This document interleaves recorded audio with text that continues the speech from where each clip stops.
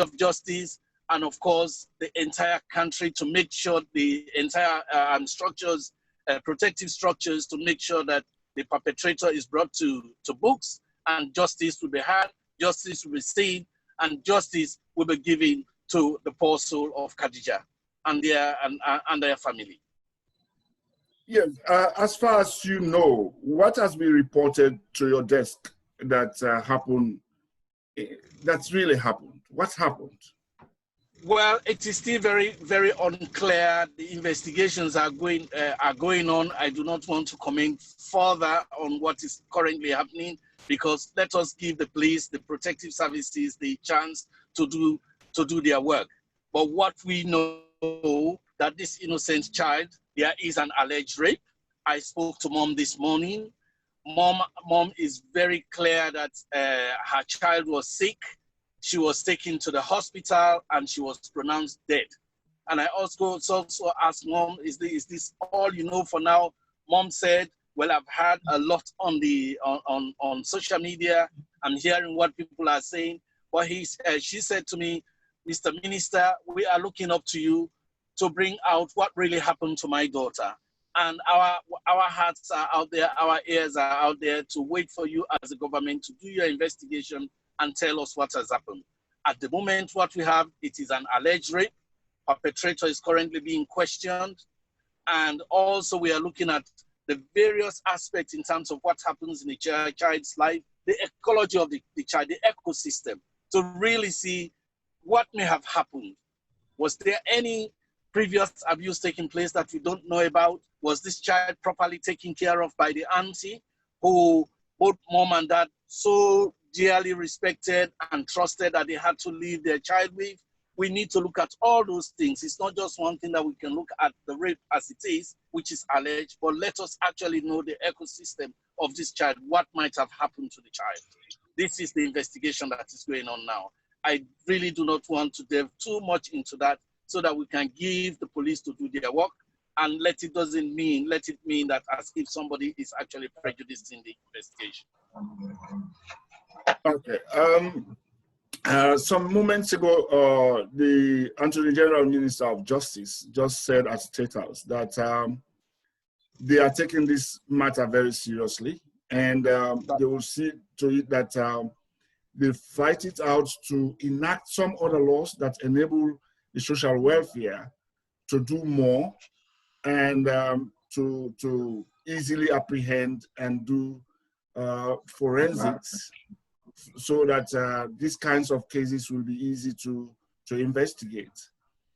And all we are looking at for the government side of efforts is the social welfare.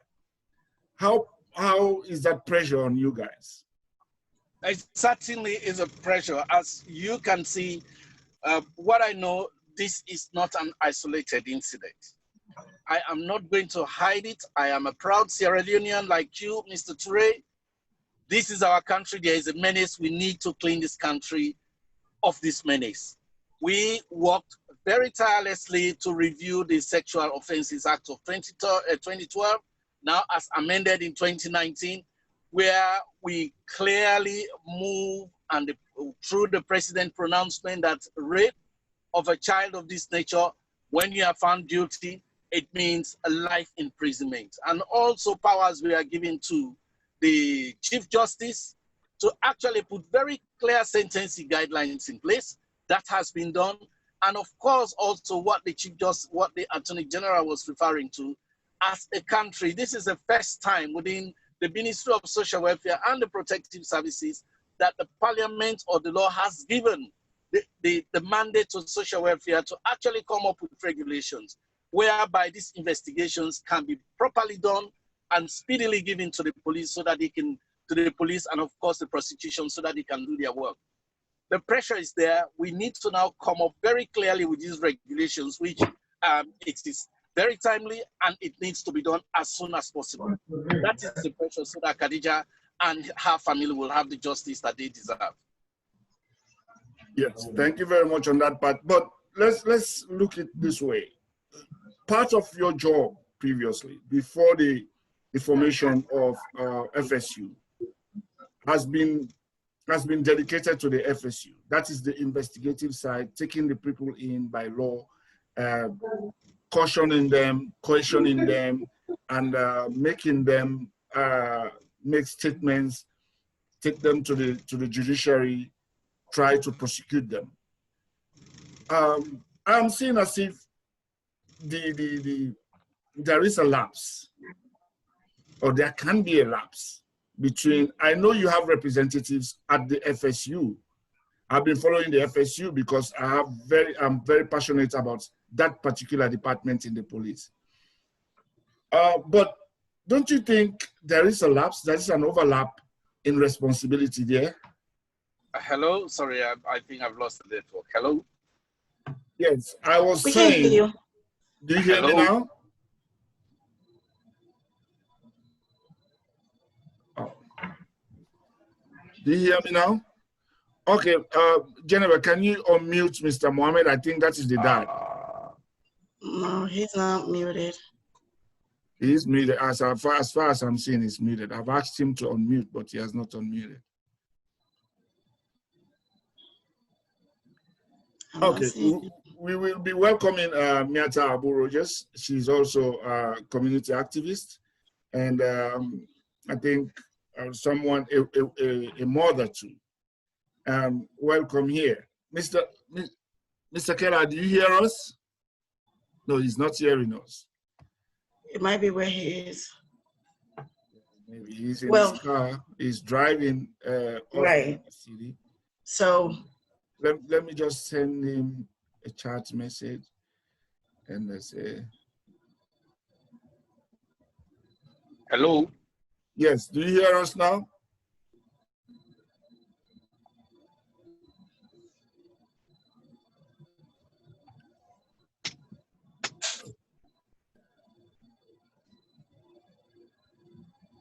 Okay. I've sent him a message. Yeah, I was trying to bring in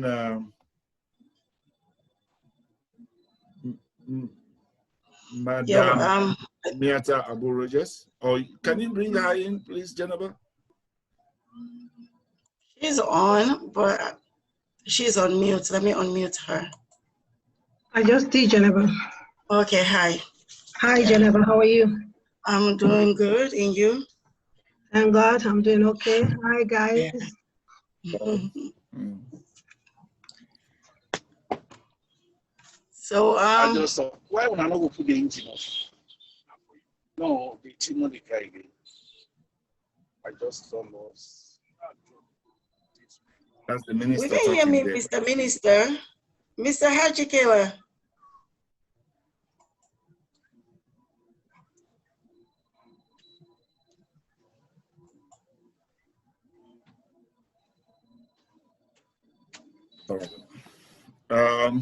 We're having problem with the minister there. We so hope we come back. The network to Sierra Leone sometimes gives some difficulties. Let us see if we can bring in Mohamed. Yes, they go out.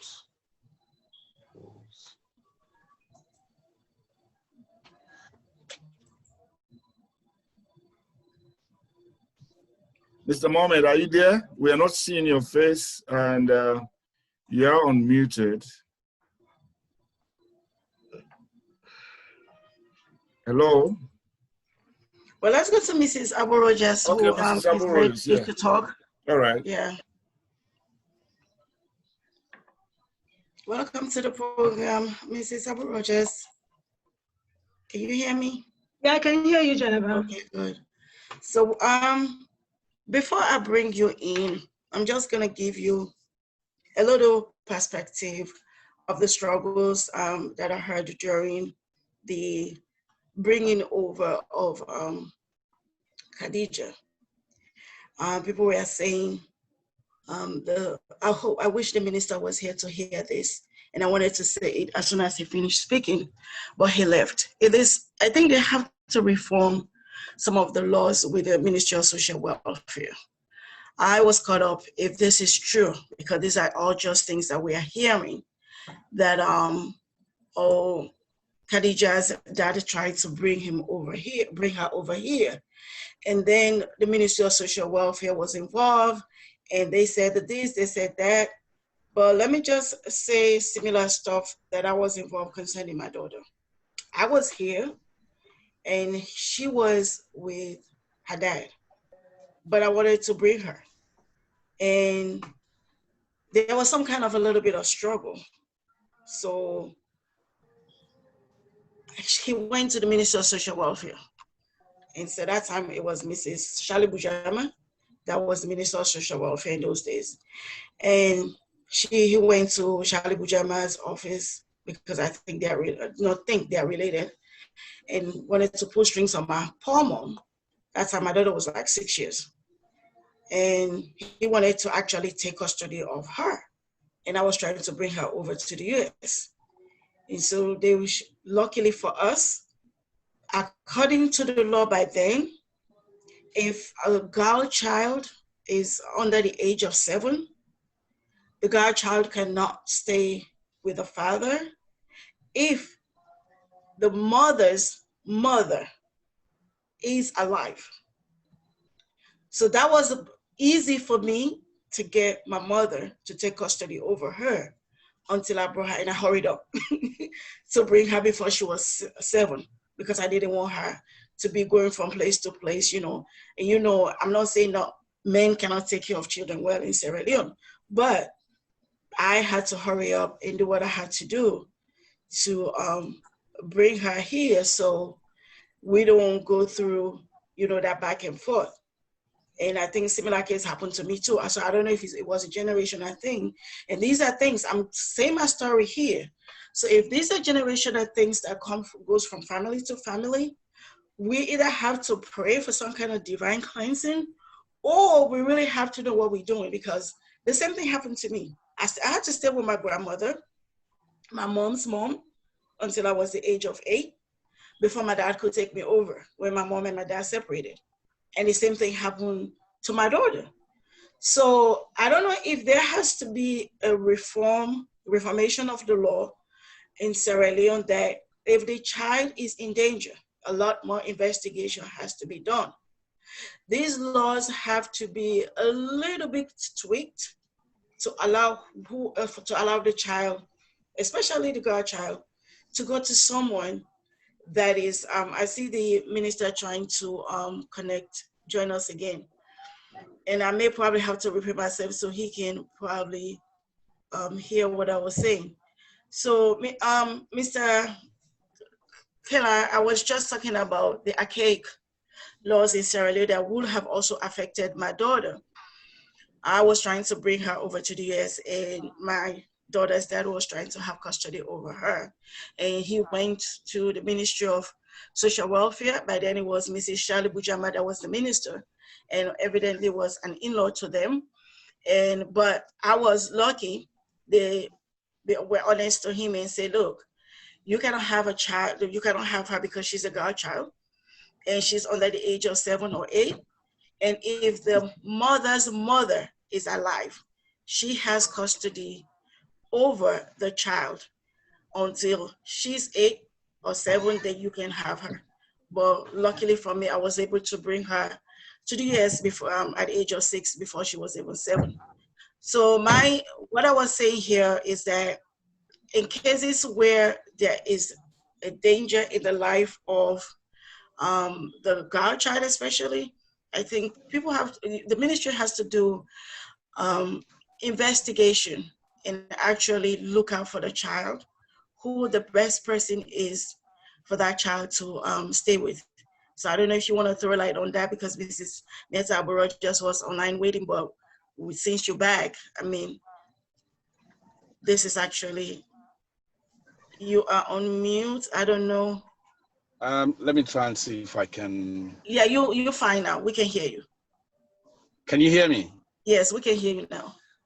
Right. Okay. What you really, first of all, I mean, in terms of how the laws were in Sierra Leone, and also some of the laws that are now, there is every reason and need for us to be able to change those laws to actually make sure that the laws that we put in place, particularly when it comes to child welfare, child protection, and of course, child participation and women's empowerment, we have to make sure that those laws stand the test of modern times. Right. One thing I can assure you when it comes to children, there are very clear principles we look at, and we are guided by the Child Rights Act of 2007, and of course the 1989 Children's Act, a Convention on the Rights of the Child. So in terms of these, there are very clear principles now we look at. The first thing is the child best interest must be served.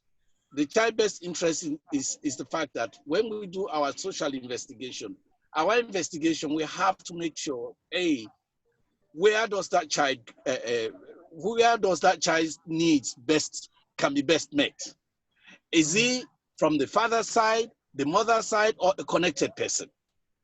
We need to look at myriad of issues, including the welfare, or in fact, the economic status, that is one, the parenting capacity, the emotional enhancement of either the mother or the father. These are the things that we look at. And also, of course, the family and the social situation. We will not want to have a child in a particular home where we know they have pedophiles. So we check for those things. In your case, it could have been the situation at that time, but that has changed, I can assure you. Because what has happened since the Child Rights Act in 2007, the right of a child, the parental responsibility of that child is now shared, both for the mom and the dad. That is very clear. But then, of course, as you know, there are also principles that we need to look at. Where is the child currently living? Where can that child be properly cared for? We look at the attachment of the child to the primary carer. If that primary carer is the father at the time, simply because the mother is absent or the mother is somewhere, then we need to take that into consideration.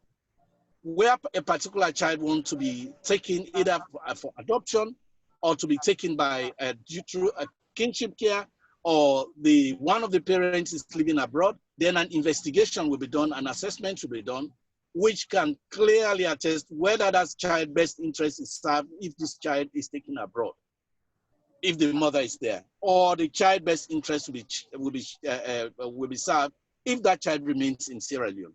But that cannot be done in isolation of both parents. Both parents have to be interviewed. At the same time, we have to look at, we cannot just make decisions. That decision will have to be taken by the court according to the Child Rights Act. So what social welfare does now is actually do the social investigation, and that is taken to a magistrate court. The magistrate or the judge will have to make a decision based on those principles: the parental responsibility, the best interest of the child, and of course, the welfare needs of the child. There is a very clear checklist that we look at. If those checklists are not properly taken, cannot be met either in the home or somewhere else where that child is supposed to go, then the ministry together with we can actually recommend to the judge to say, well, this child should not travel because of A, B, C reason. But there must be evidence attested to that. And it is very clear we involve all parties into it. If they are grandmothers, we involve the grandmothers, the grandparents, we involve the community that knows this child, and we involve all the extended families. That's how we do we do our assessment these days. And then I have a follow-up question then. Was Yeah. Khadija's issue brought to you guys? Because they had this issue with the mother trying to bring her to the father trying to bring her to the US, and the mother in London saying, I don't want my child to go. I want my child to stay with my sister. Was that issue ever brought to the ministry? Well, certainly I cannot comment on individual cases, in particularly what is happening in late Khadija's case. May her soul rest in peace. I need to be fully briefed in terms of this case, but it is not one of those cases that have come to my desk, actually, in terms of custody of this child, especially whereby both parents are abroad. Right. Thank you. Yeah, Thank you. yes, Mr. Minister, we cannot release you so early. Sorry about that. No. There is this audio that is alleged to have been made by Mr. Sako, the said father of Khadija. I think he's here. He's that one called Mohamed. I don't know why he's not talking or not showing his face. that he has tried Oh, on several occasions. why am I being frozen? Are you hearing us? Mm-hmm. Are you hearing us, Mr. Kella? He's not. Okay, you were asking Madam Abu Rogers some questions. Do you want her to be talking to us until Mr. Kella fixes his problem, please? Mrs. Abu Rogers, are you ready to join us again? Oh, yeah. Hopefully this time I will not cut you off. Go ahead. Yeah, it's okay. Thanks, guys. Thank you very much for this. And I really do appreciate what you're doing, Jennifer, you and your husband. And this incident or this thing that happened to Khadija touched me. And I don't know how, but I cried for this poor girl. And I've worked in this field for like quite a long time. When I was back home in Sierra Leone, I was working and we set up the first sexual assault referral centers back in Sierra Leone. We had one in Freetown, had one in Kenema, and had one in Kono. So this touched me, and she's not supposed to go through this. You know, nobody has a right to do such to this poor girl. And let me just go back to what you were talking about you trying to bring your daughter over and about the laws. Really, so many things need to be looked into. They need to look into both parents' involvement in the child's welfare and the child's upbringing and things like that. I can remember I have a friend here who was trying to bring her daughter over too, and I don't know why. I don't know if I'm wrong, but it looks like men have a lot of rights and a lot of powers in, you know, dealing with children or having stuff to do with their kids. This lady wanted to bring her child over and went to FSU, and what they ended up doing was handing this child over to the guy's parents. And this little girl got sick and she died. She wasn't getting the support, you know, to take care of her health and so many other stuff. The living where she was living at wasn't good, and feeding and so many other things. But I don't know why they gave this child to this guy. What I think is these laws need to be updated, of course. It needs to be reviewed and updated. And the interest of the child should come first. Yeah. It should come first. They should. The thing about it is, they'll say back home, I mean, this person has contacts. I know this, I know this officer, I know that. And, you know, things get, you know, swayed or not done well because of connections and things like that. So that is something they shouldn't look into. And the interest of the child should be paramount. Should be paramount. And interviewing both parents, seeing the status, you know, the status of the father or the mother, and then not only stopping there, you talk to neighbors, talk to other family members. You get enough information to know who will really provide a better care for the child. These are things that they really need to look into. And prior to that, like before getting your results and saying, okay, this child should be with the mother or the grandmother or the father, maybe social welfare can have safe houses, a safe place where they can temporarily, you know, keep these kids until a result is, until something is achieved, you know, a best place for the child to be at. But there are so many things that are really, really putting our kids' lives in danger. And these are future leaders. Look at how beautiful that girl is. You see how you fall in love with her.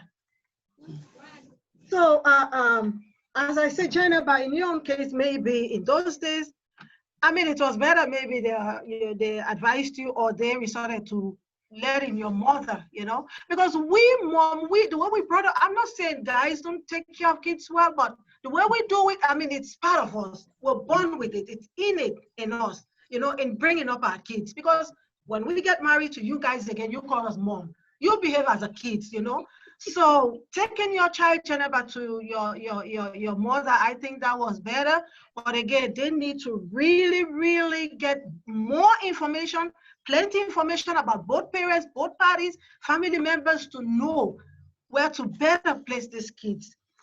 And yeah, the welfare, and I mean, emotional support too, because all that is, when I'm talking about things like this, I take like holistic approach, you know, the social aspect, financial aspects, medical, and so many other things. So they got to look again at social support, emotional support. You know, these kids get where they get it better from. The mom, the dad, or the mom side, you know, all this need to be looked into. But these laws need to be reviewed and updated. Madam Abu Rogers, I'm sorry I'm interjecting right now, but the case at hand right now is somehow different from what you're saying or what you think should happen. Yes, we know as men that the woman is the best person for the child. I know that. I know that because I went through that also. Maybe you know a little bit that I grew up in a family where my mother was not home. I know what that means. But then this one is different. Khadija's dad really wanted her daughter, suspected her daughter is being, allegedly, he says her daughter was being molested. His daughter was being molested. And for that reason, he rushed up to file for his child and make a passport for her, American passport. He wanted to bring the child to the United States here, and the mother stopped it. The child really was in the custody of the dad. Because the dad was if I can just interject a little bit here, this is what Mrs. Aburo just is saying. She said, in a situation like that, where the mom and the dad fighting over the child, like in America here, most of the jobs that I have done here in Pennsylvania, there is a place where, like, she's calling safe haven, like remove that child and put that child in that safe haven at that moment until all these, you know, issues are taken care of. Because now she is an innocent child. She's the middle of the mom and the dad's kind of a drama. But so this is where maybe that we have Mr. Haji Kella back on the line. We're trying to suggest to, in as much as there have been changes made to the law, that whoever have more rights to the child, or, you know, parent child sharing, but they have to look at nowadays, a lot of people are traveling and sending their kids back home or leaving their kids back home. So where is the government gonna come in and say, for example, he's done all this from America. So was the Ministry of Social Welfare in January available for him to call and say, hey, this is what I suspect going on with my child. And to me, I really don't want us to say that, Mr. Toure, because we don't want to be held liable. You had a private conversation and he's not here. So whatever we had with him, I don't think we should share it here. What we are going to focus on this program, because this is a disclaimer right now. His family does not, I did communicate with the child's father's family on WhatsApp just now. They had a family meeting. They don't want Mr. Sako or Congolese, as they call him, to participate at all in anything right now. So my advice is whatever conversation you had with him privately should really not be on this program, because you and I don't want to be held liable for any misinformation or communication transmitted to people. So let us just forget about what he, you know, the details, because himself is not here. But let us just assume, this is not an assumption, that he probably tried to do what we say he tried to do. And the abuse side, let us leave the abuse side alone, because that is something that I really don't want us to go into. But let us assume it's just for argument's sake. He was trying to bring her over here. The mother said no. So my thing is, does the ministry have a safe haven kind of for situations like this for the kids? So, okay, I want to do this for my child, but we're having some issues. Can I then go to the ministry and say, can you all help me out? If we can just go back to Mr. Haji Kella on that. Right, thank you very much. Can you hear me? Yes, we can hear you. Yes, we do. Right, thank you. I have to apologize because the phone, you know, I'm using one of the techno phones in Sierra Leone. It's one of the best phones anyway. But also I'm out here in Mayamba Junction, so the network is not very good. But I really wanted to, you know, join this conversation and make sure that I learn as much as possible And if there are any ways that we can improve the system where this is the right forum for us to do it. But one thing I would want to share here is our laws need to be updated. But I can also share with you, Sierra Leone is also fantastic in writing all these things down on paper. When it comes to the implementation, this is where we falter. And as Sierra Leoneans, in our government, under the leadership of Brigadier Julius Maada Bio, it is very clear where we know things are going wrong, we will say it. And we find remedies or find ways to actually make sure that we do the right things possible. We started with the Sexual Offences Act. That's good. As you can, you know, I will also tell you that we have been looking at the child protection systems in this country. That is also something that we are looking at.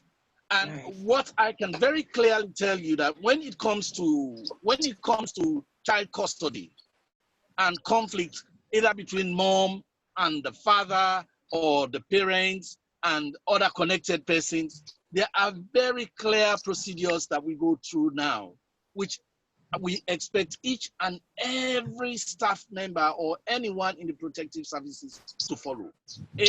We need to do a very clear assessment in terms of that child's environmental assessment, in terms of what home that child is, in terms of what sort of parenting the child is currently having, in terms of the care, the emotional capacity, the parenting capacity. All those are put in one place. The challenges we have also, I cannot hide it from you, is the challenges of resources.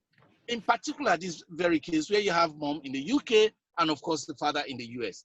How are we going to determine that the mother in the UK who wants to take this child has the right capacity, has the parenting capacity, has the home and the economic status to be able to take that child so that that child can live a happy life without free cost to public funds in the UK.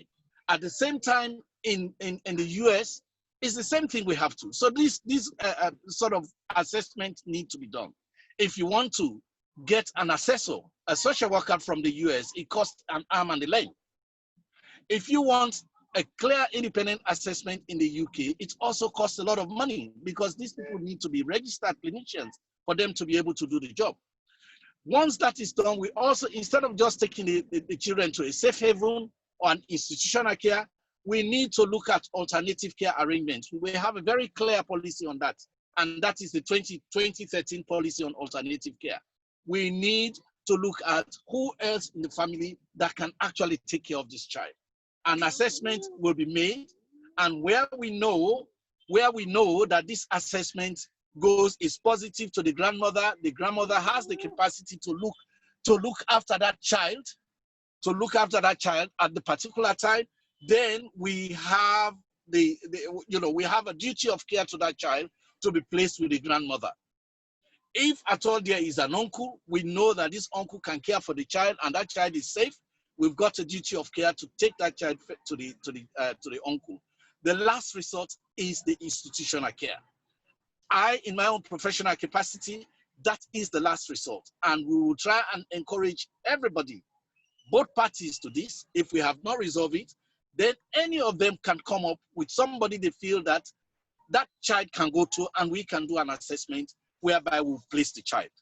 But as it is, we need to firm up our laws, particularly when it comes to custody of children. This is very important that we make sure that the best interest of the child is served. Thank you. Yeah, General, if I can take it from there, let me introduce another guest here, who is Honorable Paramount Chief Mohamed Soko Koroma Messi.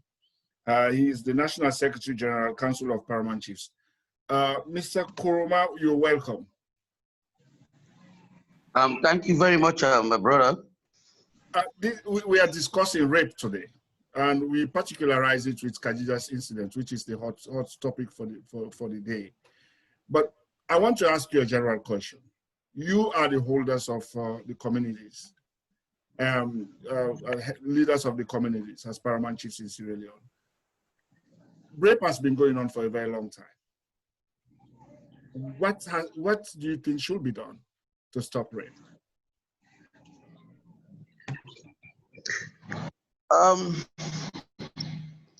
Yes, I agree. Rape has been going on for a very long time.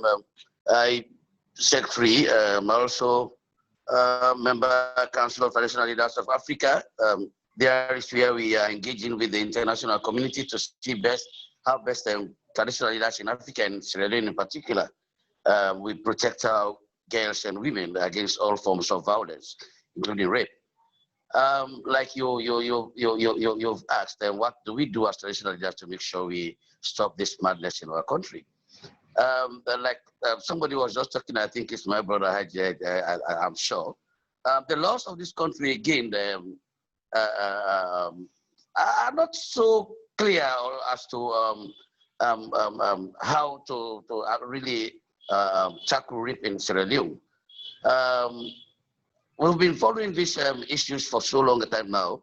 And what I think, apart from the laws, apart from what all we've been doing, let us again go outside our public issue. Let's begin to talk to our children, educate our girls as to what to do, who and who to keep company with, what and then who we encourage in our houses. If this happens to you, you have to come back to your dad or mom to explain. The parents again have their own rules. Some of our parents, especially in Africa and Sierra Leone, the distance between the kid and the parents are so far off. Most parents can't have the courage to come close to their parents. I mean, Khadija is just one of a case. Another 9-year-old that has been assaulted or raped in McKinney, even within this struggle. These things are happening all over the country, and then it's a moral obligation on all of us to join this fight against rape. I think with all what we have on document, the laws, the blah blah blah, it is not easy. I've been fighting for rape in Australia for long, as I told you. I mean, with my connections with the continental group, and then partner with some other players. When you report a rape case in Sierra Leone, for example, in the police station, in fact, reporting that case there, you begin to get frustrated by the police. For them to go there and then take immediate action, a lot of other things will begin to play on the ground. They will frustrate the victims or the complainant to a point that they will have to abandon those cases. Like I had somebody talking about safe place. Most times the victims are not protected; they are exposed. They are pushed to the corner to compromise these matters. It happens in the police. It happens in the court. The last case I reported in the police station, there they charged the case to court. My brother, the accused person appeared in court on 2 occasions without the court or the police informing the victim to be present in the court. It was at that point I had to follow up and notice that. And the third appearance, if the victim is not present in court, they were going to discharge that case. I had to call 1 to human rights auditions, and they have to pile pressure before we inform the victims, and they appear. Haven't appeared from Kwame Bakri, those of us who know Sierra Leone, to Pujon to attend court is a very long distance. They appeared again. The magistrate was not there. Adjournment of cases.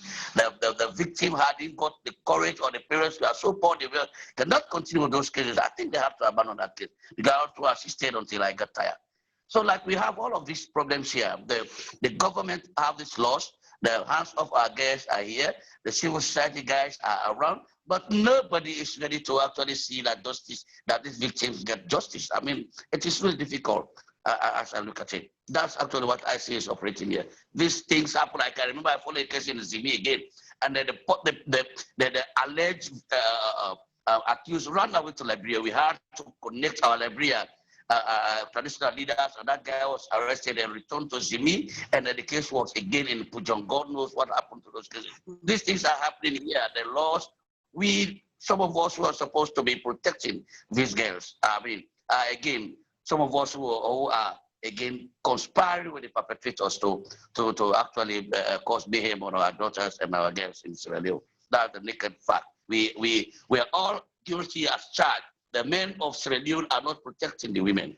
I tell you this, the authorities also again are not protecting. How are we not protecting the women? Most of these cases come to our hands, and then we sweep them up under the carpet. It is happening. We know about that, the law. We know about that, the police. We know about that. Nothing is happening. This is the naked truth. It is happening in this country. So actually, all of us need to come together. The government, the civil society, the local authorities, the church, the mosques. We need to come together and see actually how we put heads together to make sure we see how we put an end to rape, barbaric crime, as I look at it.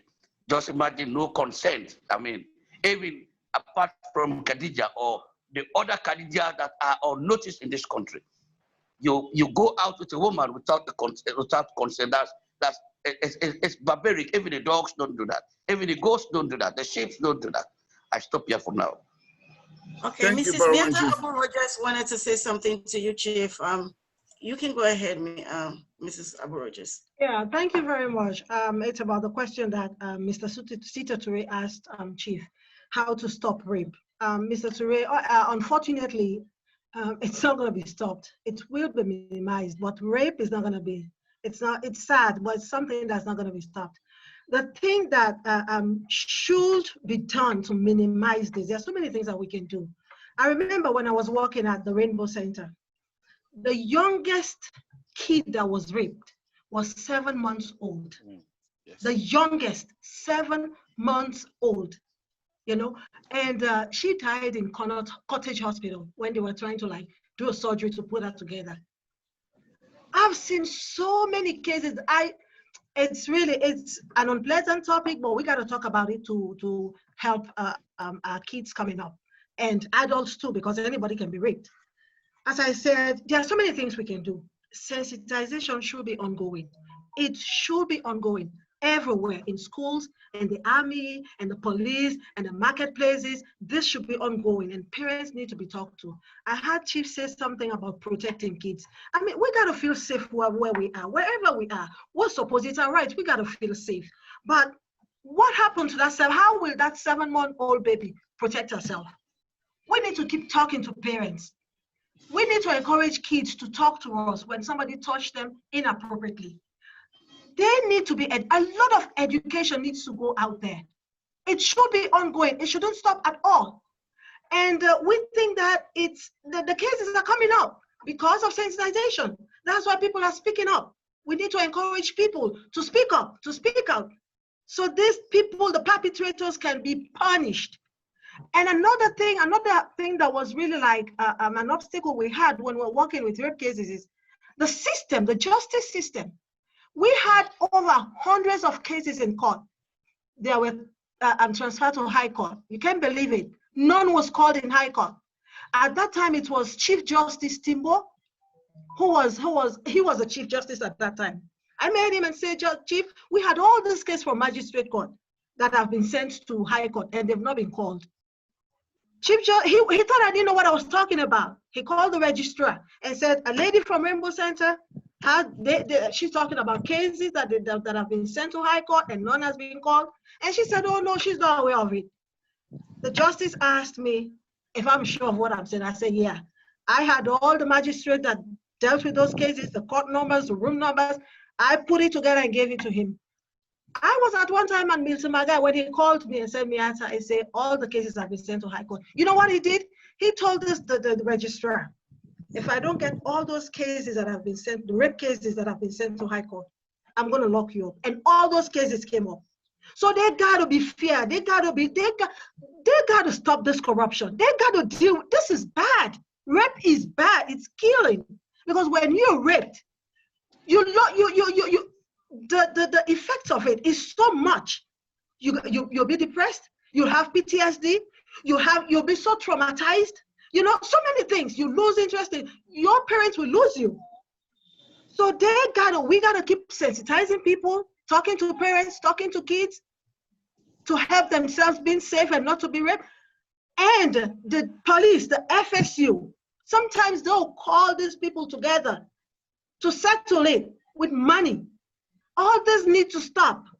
And these cases should be expedited in court. As the president said, this is an emergency. They shouldn't joke with these cases. It should go like that. And this perpetrators should be jailed. They should be jailed. We shouldn't be having Fatima's picture all over the place. No. We shouldn't be having her pictures all over the place. There should be confidentiality. Okay, You see?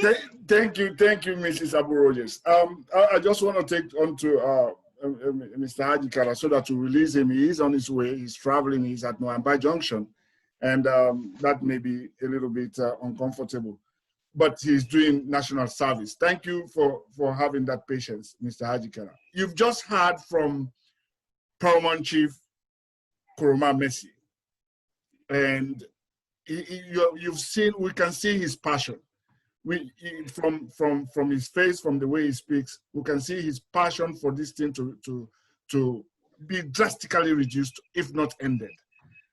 Do you think, I have two questions for you. Do you think the laws are not enough to protect women, most especially children in Sierra Leone? And the second one is it now time, can we call it the Khadija law, that we transform the family support unit to an autonomous body that has the right to prosecute, arrest, and prosecute, like the way we did. I know you were around when we are doing the Anti-Corruption Commission. We can do it that way and make them autonomous, become specialized.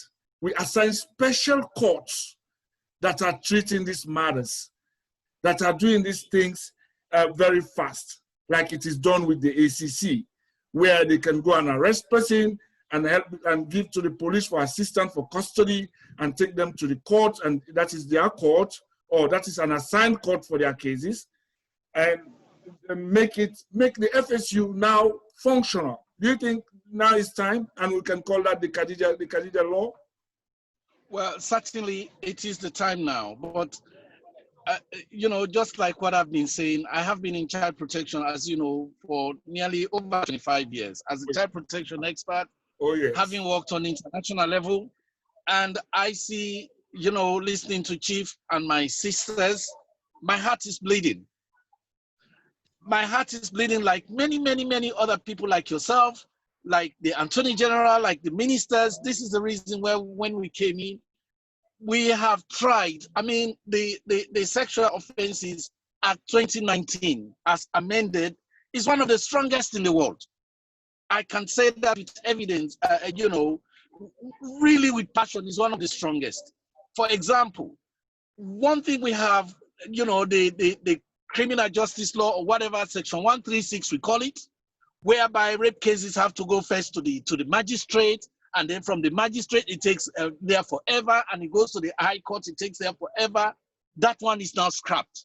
Once the case has been, evidence is being collected, it goes straight to the high court. And because of these reasons, Mr. Toure and the panel, we are now seeing we have seen a minimal but encouraging prosecution happening. The other thing again is, we know very well that the Sexual Offenses Act 2019 as amended has given a lot of powers to the Chief Justice to actually hand down sentencing guidelines, investigative guidelines, and have also given powers to and mandate to the Ministry of Social Welfare and of course the Gender and Children Affairs to come up with regulations. Where we need to work harder is to make sure that these regulations are in place, and they are not just going to be one of those that are going to be on paper, but it must have teeth and it should bite. This is where I join you that the FSU needs to be reorganized, and we need to make sure that we have a clear, independent, autonomous team. I have actually put pen to paper in terms of looking at a joint investigation team that composed of the police, you know, have the medical assessment done, have the welfare assessment done, and by the time these go to any independent agency or independent court or even the high court, we've got all the evidence together, whereby we know the child's confidentiality, the data protection, everything is enhanced, so that that particular case must be brought to book, and that child or that woman should have justice. But the system as it is, we are trying to clean it, but I'm telling you, the legacy is rotten. I fully agree with Chief. There has been time and time again, we as ministers, we go to the court and follow cases. The Attorney General has done that. the president and the first lady have actually gone to rainbow centers and places to raise profile of cases. And I can tell you some of those cases have been heard, others evidence have been collected, but yet there are many, many more that are coming that have not even been heard of in court arenas. What we need to do is to really pump up our energy to make sure that this menace is minimized to the highest degree. Because yes, we need to enhance. I am not sure if there is a need for a Khadija's law, but what we need to do, all the provisions within the 2019 Sexual Offences Act as amended need to be properly enhanced, and the Attorney General and the Chief Justice, including the ministries, must be given the support that is required, both from civil society and of course the government, to ensure that we put those laws into proper use. At the moment, I cannot say anymore. I will join the chief and the others. It is disappointing that we in the protective service have not done enough. We could not have done enough, and there is no excuse for it. I cannot say because it's resources. But resources when it comes to the life of children, hell no. We as a government, we are committed to making sure that we bring justice.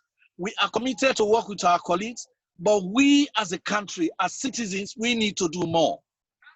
That is where the fight is. And thank you very much for having me. Yes, the last question, please.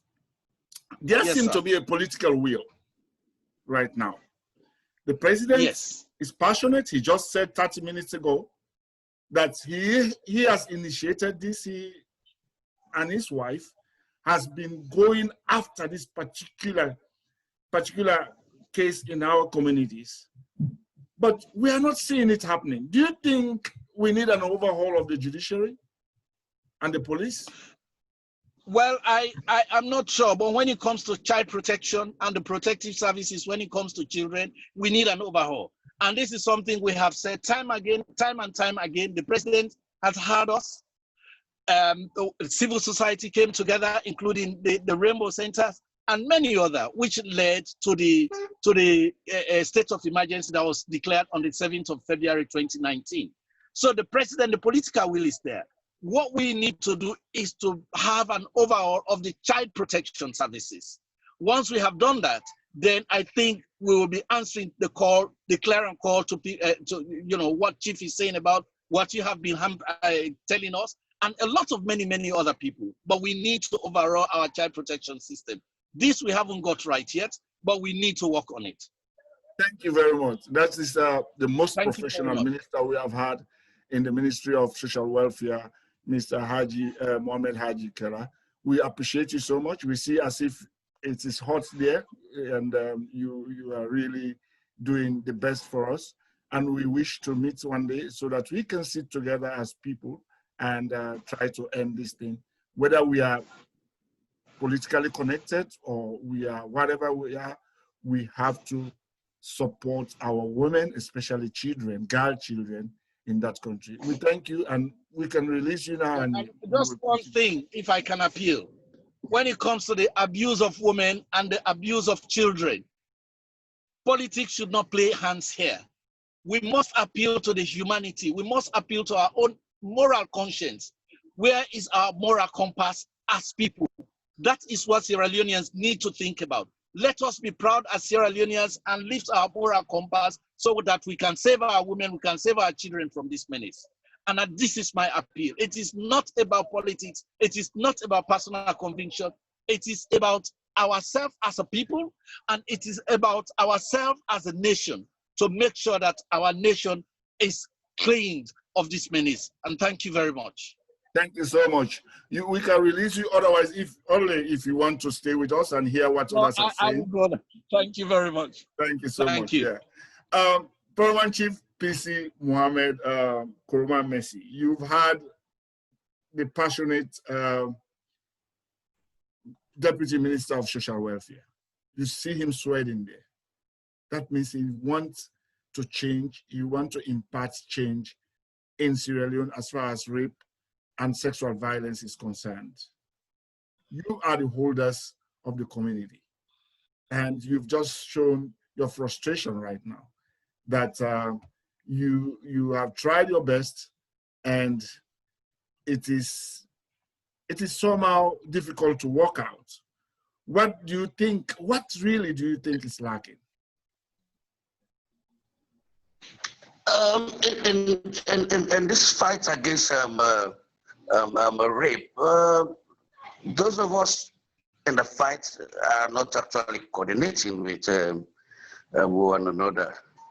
They will give us all the confidence that when it happens, you get onto us, and then we will see how we back you up. We are doing frank talk here. I've been a human rights activist since I was in school. I can remember I had to push my way when I have got a lot of education with the UN and the African Union on then how we combat violence against women and girls in Africa and Sierra Leone. I pushed my way to see how best I see the First Lady to make sure I give her what I know in her fights in the guns of girls. I have never been able to reach her. There are other human rights organizations, but they are doing their own thing.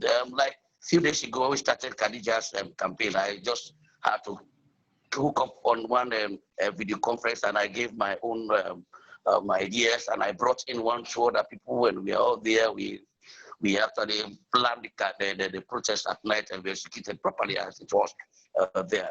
Like I said, like I told them in that meeting, we can come together, we coordinate, and we can monitor this country. We monitor cases. I am in Bond. My family is in Bo. So like in Bond Pujon, we'll be able to monitor what is going on there and make sure we get the statistics and bring it to the forum. Then we can all see how best we go there and see what is happening. We need to coordinate actually, and we need to be sincere. Again, when you look at the social media in Sierra Leone, you will see the country is, the laws are there, but it has happened. We are pathetic, we are sympathizing with Khadija and more other Khadijas in Sierra Leone, but we are not, again, very honest with this fight. So again, we need to be honest with the fight. Let me tell you share one experience I learned from Zambia when I went there on some workshop. In Zambia, when a traditional leader reports a matter of any type to the police, it is incumbent on that police to give the traditional leader the feedback as to the progress of that matter. That doesn't happen here. You just take a case to police and they tell you this is not a matter for the paramount chief, it is a matter for the police, and the police will begin to do all what they will be doing there. And at the end of the day, you see they release this victim, and you who have taken that particular victim to that police for, say, rape, who you meet in the street, and that person will be the first person to say, hey, chief, how are you doing? So that you see him that he has been released. You see? And the police will not get back to you. Go to the court, like we've been saying. We need to be coordinating some of us that are in this fight, and we need to be sincere.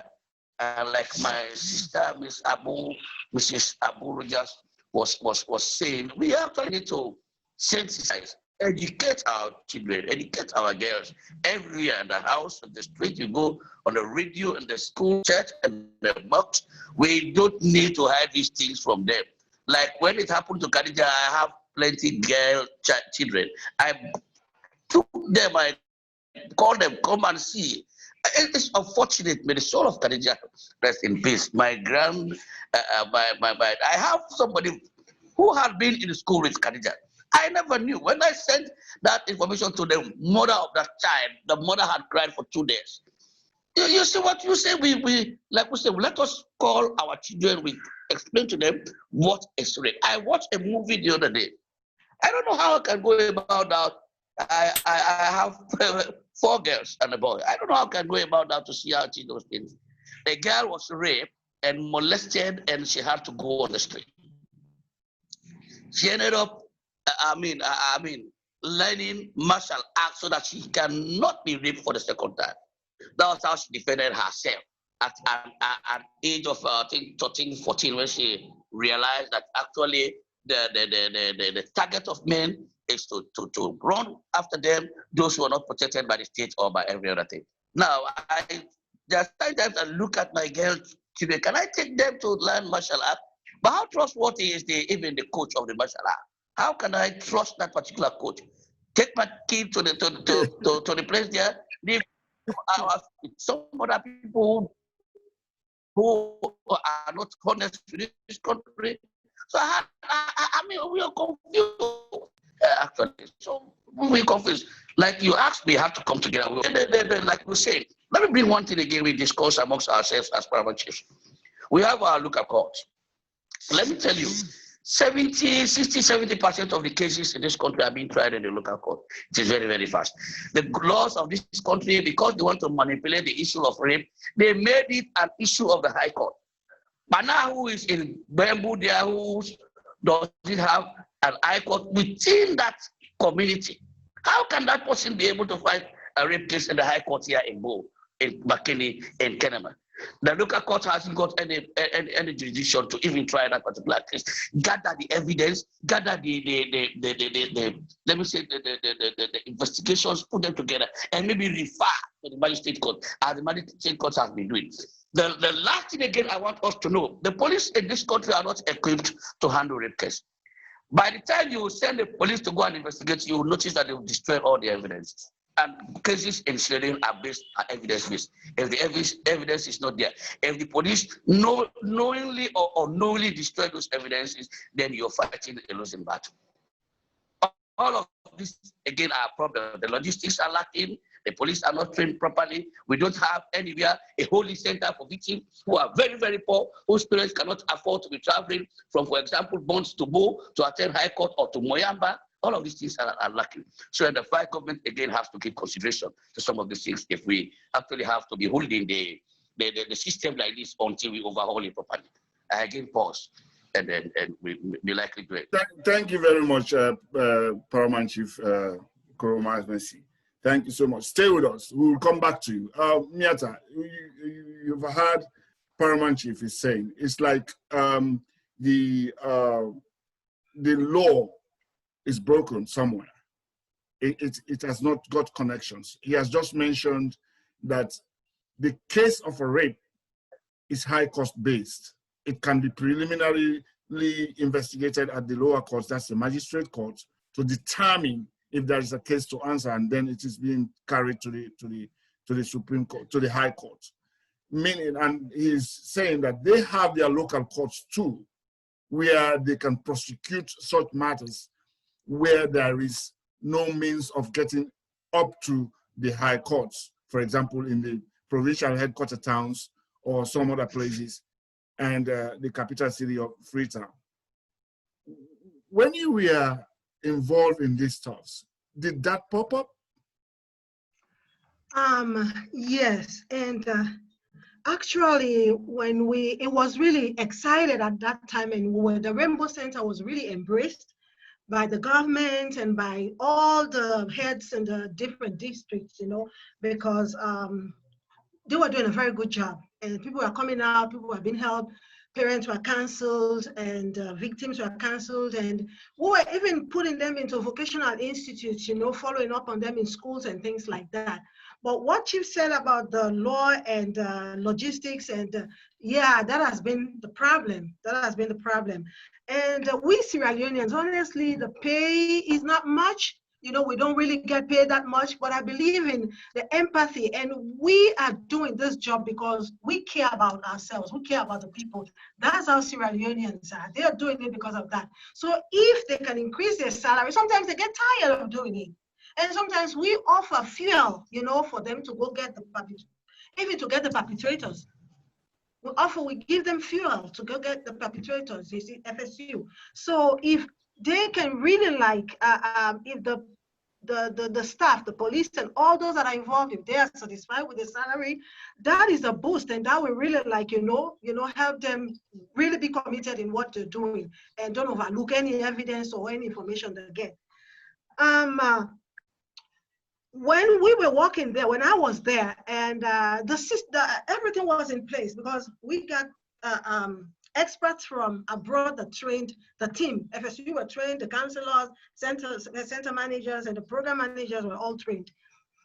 We had the first thing we did was when we get the cases, reported, counseling, psychosocial support, because that's always needed. That was provided, the psychosocial support. And then the medical services, they were immediately, treated and given medication not to contract HIV.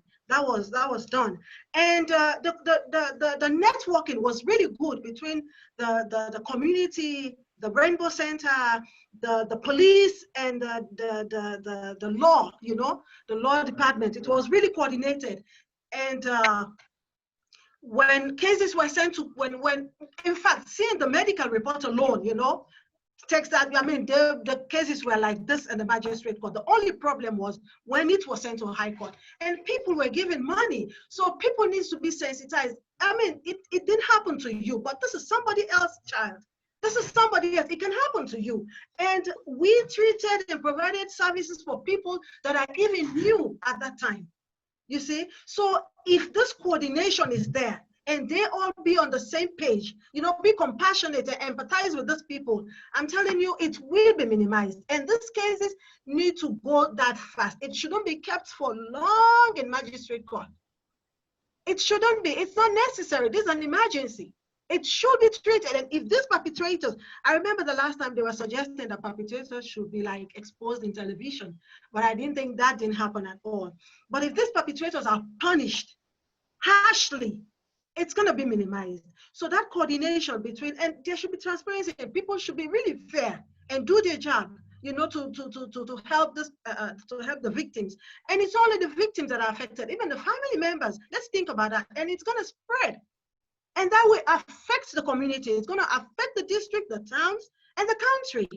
You see? So they got to work together. People, the family, the people providing the medical service, and the FSU dealing with the investigation should be fair and clear, and then the court, and a constant follow-up should be done. A constant follow-up. Maybe a time frame for this case is to be judged and dealt with. Maybe a time frame. You see, so if only people are committed, Mr. Sita Toure, if people are committed and fair and do it, you know, on timely basis, and people get jailed or locked up or punished for what they did, I think we'll see these cases, I mean, maybe minimized, you know. Yeah, thank you very much. It's touching. It's, we're having goosebumps and so on because of what we're hearing. I will go back to the Paramount Chief. I know, I understand, Miata, you want to go somewhere. I'll go back to my Paramount Chief.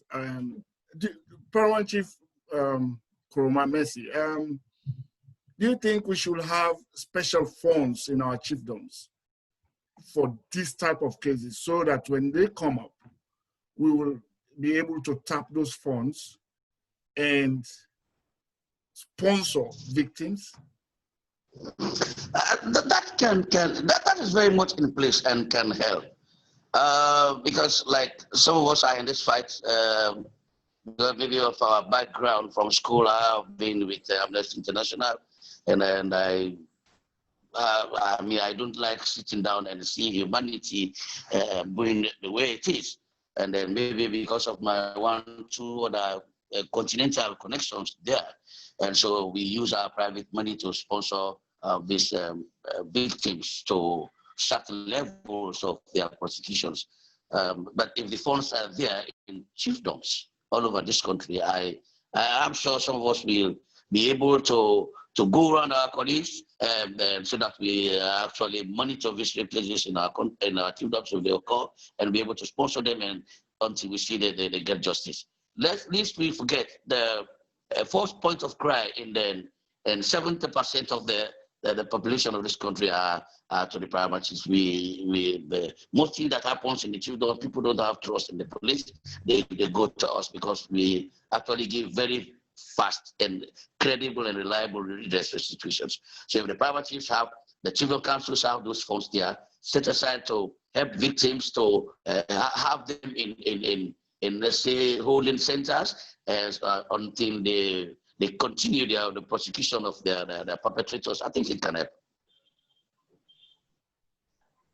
Yeah, thank you. Madam Miata, before I let you go, you talked something about follow-up. I can give an example here. When 2 little kids were taken from their mother by one woman at Ross Road, she was selling food. We call it kukri. And she was bringing this whole lot of children to help her in her business as domestic workers, little children. At one time, she brought 2 kids from the same parents from her village, and these kids were with her. She sent the girl to buy kerosene at that time, and the girl went. Whatever happened, she lost the money. And the girl came home crying that she bought the kerosene, fell down, and the kerosene spilled. And she went home crying that the kerosene has spilled. This woman beat this woman and her son, beat this girl to death.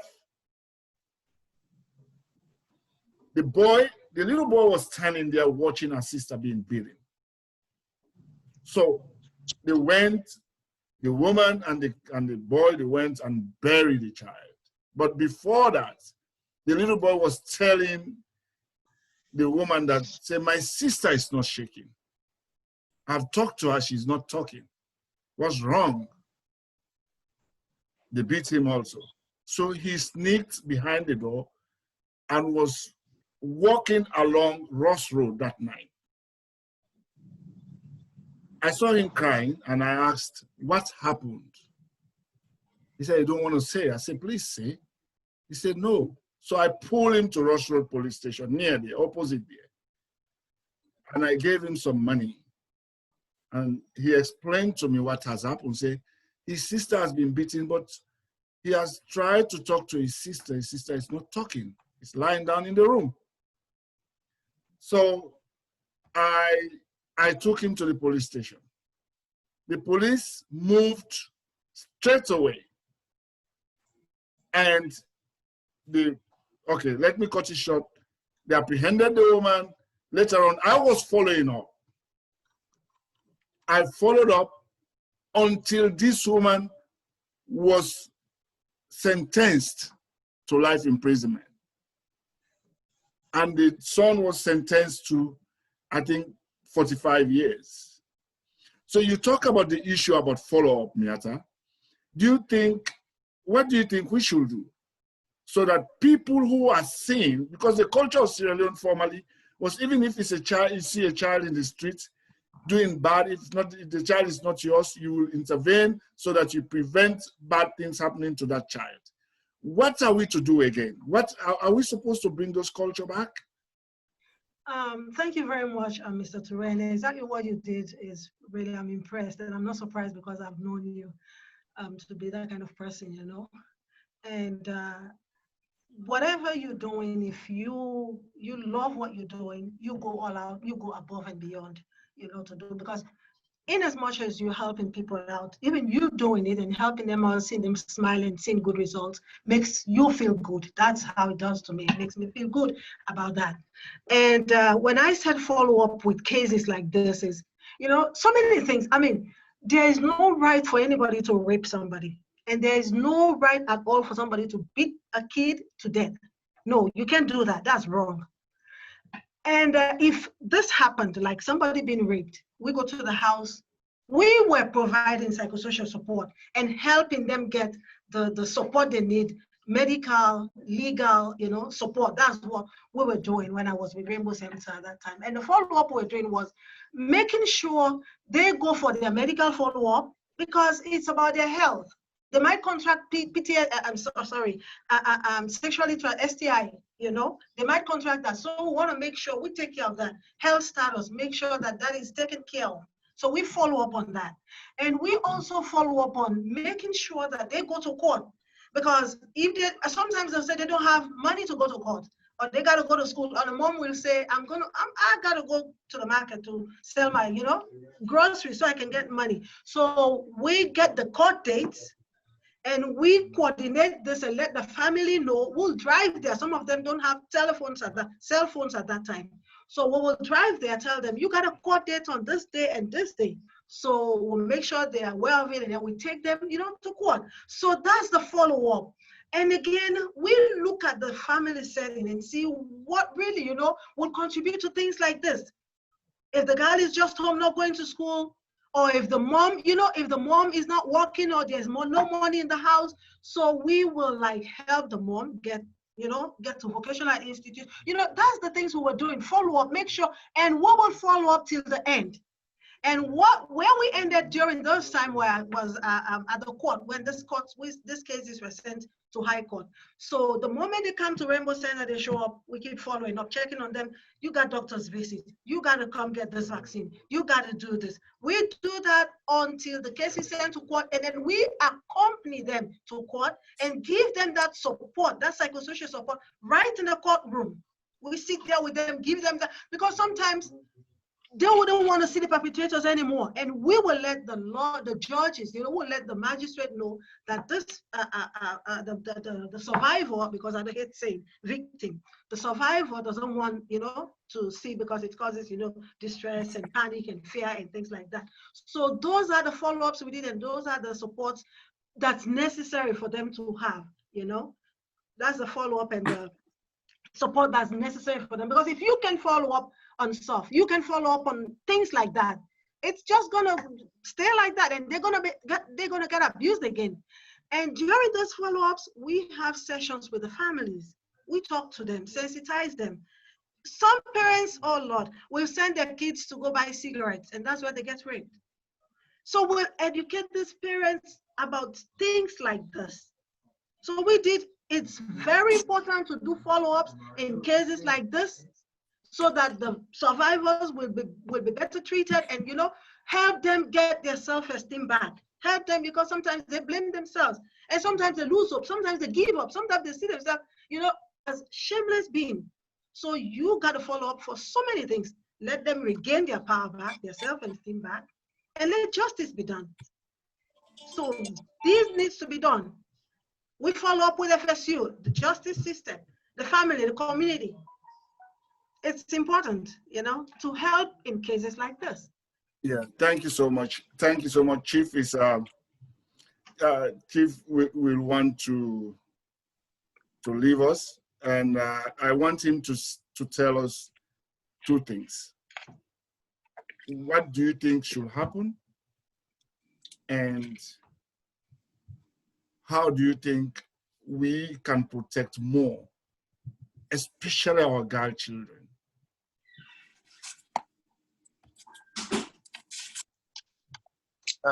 Okay, I have less than 1% of the battery, but let me just see what I would do with that. One thing, like we have agreed or suggested here, we need to overhaul the laws in this country, and then we need to really go out on all forms of sensitization about rape and other violence against women and girls, and then we need to come together again as activists to monitor all rape cases in this country, and then in the police and in the court. We need to see how best we help victims to attend cases as saying they've been doing say something, not from the social. And then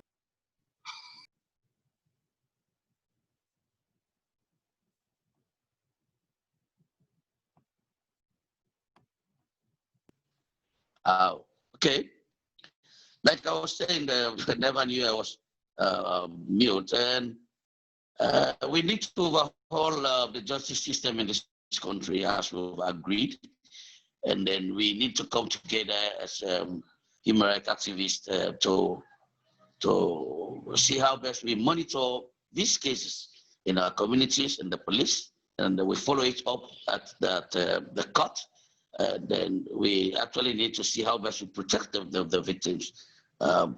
Most of these victims, if not 80, 90, but over 60% of the victims are not capacitated to actually pursue cases in police station, let alone in court.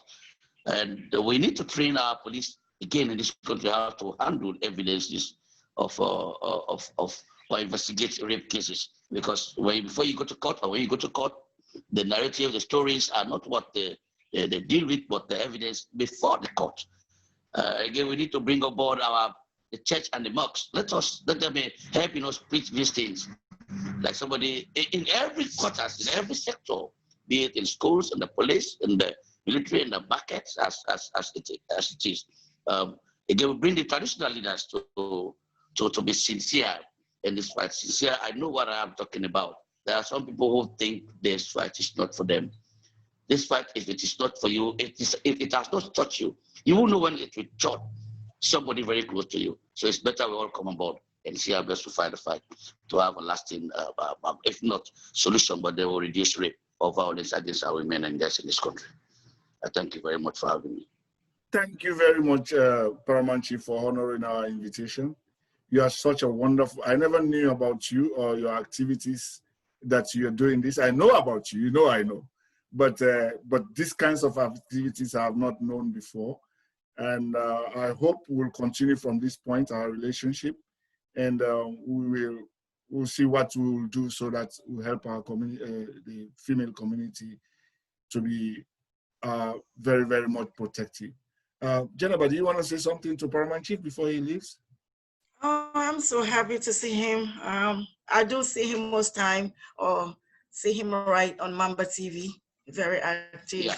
Once I put out the announcement this morning, he promised to join us. And thank you very much, Chief, for being here. I'm hoping Mr. Deputy Minister, Mr. Mohamed Haji Kella, heard you well. And once these things have been it's a lot of paperwork being done, changes has to be done, and protocols and egos. So hopefully they will try to put the interest of the child before and involve you department chiefs into these training sessions, conferences, so they know what you all are tackling at the district levels. And of course, Pujong is one of my districts that I come from. And we had a high, I think we have the highest, or very close to the highest cases of rape. So I'm happy you were here to throw light on the issues and what you all are going through. Okay, thank you very much for having me. We'll continue the fight. We'll continue following the violence against women in our country, and then continue doing our to we can to do. Thank you very much. Bye-bye. Thank you so much, Paramount Chief. Thank you so much. Now we go into the next level of the show, and that is responding or taking some of the participants. I will read what Mrs. Cecilia have just, what Miss or Mrs. Cecilia have just written here. She said nationwide education. Mr. Cecilia, you want to ask her if she want to say it, or she? Miss Cecilia, do you want to talk to us? Thank you very much. Yes. Okay, go ahead. I'm happy to be here today. I'm joining you from Portland, Oregon, on the west coast of America. My first comment that I did write was that the law should be enforced. It's no point having it in writing if we don't walk the talk. And it could be because things have gone on for so long. We've all probably taken it for granted. But it is about time that we actually start enforcing our laws. And where do we start? There's a lot of frustration that happens when you want to enforce even basic, simple rules in our country. I know, I grew up in Sierra Leone. I've just been here a few years. All the frustrations, all the obstacles you come across, even when we see something as straight, we want to regard it as crooked. Crooked, we say, oh no, it is straight. So I think we really have to go deep within ourselves as a nation and agree that these things are happening.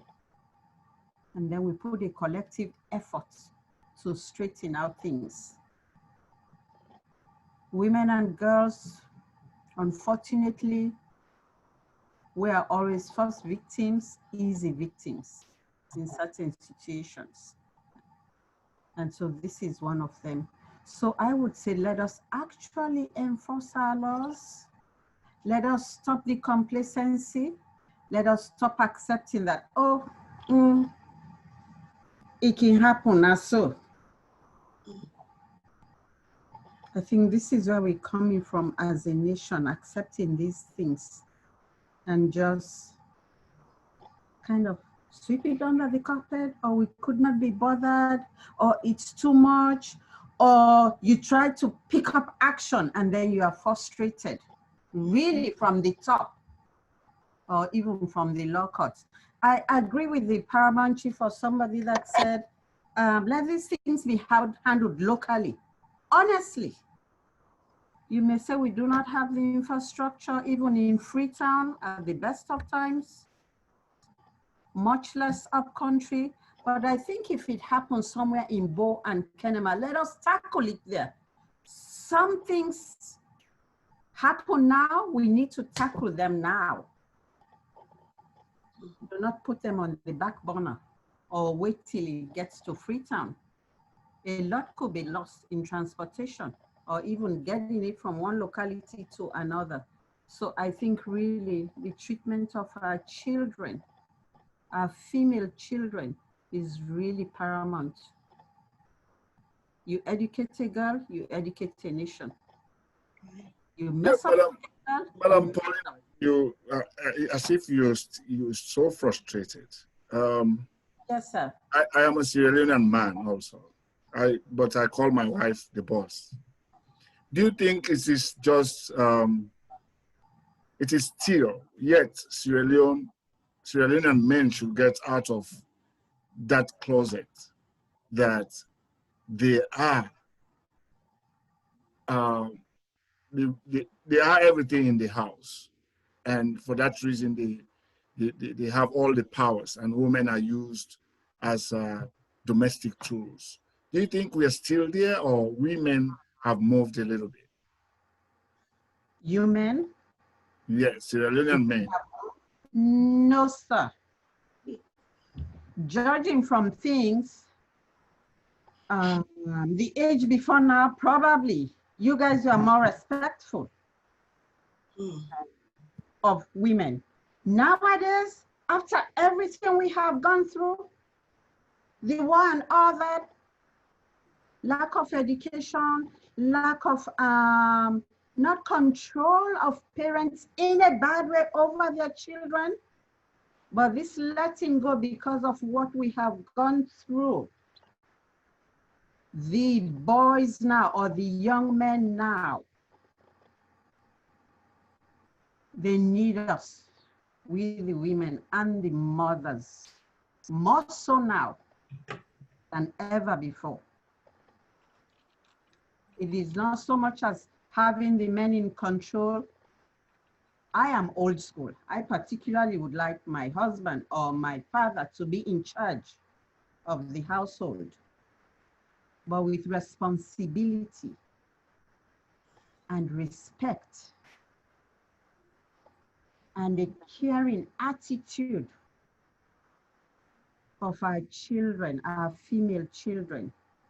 I don't know if this is all coming from the 11-year thing that the country went through. There's not that holding our girls close. You could also tell it to the bone and tell it to the dog. The comrade, the mama, we need to stop kind of showcasing our girls in a bad way. Is this poverty or lack of, Sister Aburo just been talked something about that, providing for the families, you know, all the basic things. So they really stand as parents, they really stand as a family. We all know say some mama then can push them, picking them. Go get it and bring it home, then girl picking them. So these are some of the things also that we need to look into. and that should stop happening. Now, so Miss grew up in Sierra Leone. Things can happen with girl picking them directly from them parents them. So I think education. I'm not talking generally about liberal arts education. The basic thing for take care of the picking them. I think we should look into that also. Thank you very much, Madam Cecilia. I'm going now to Mrs. Dende Kopoy, Pauline Musa. You've been here, you've been listening. I see you very patient, listening to what the minister said, what the paramount chief has said, what Miata has said. Miata is somehow a professional in this field, and the view of Mrs. Cecilia too. What do you think is being left that we have not talked about, or we are not talking about in Sierra Leone? Is there something about this whole issue of rape that Sierra Leoneans think cannot be talked about in public?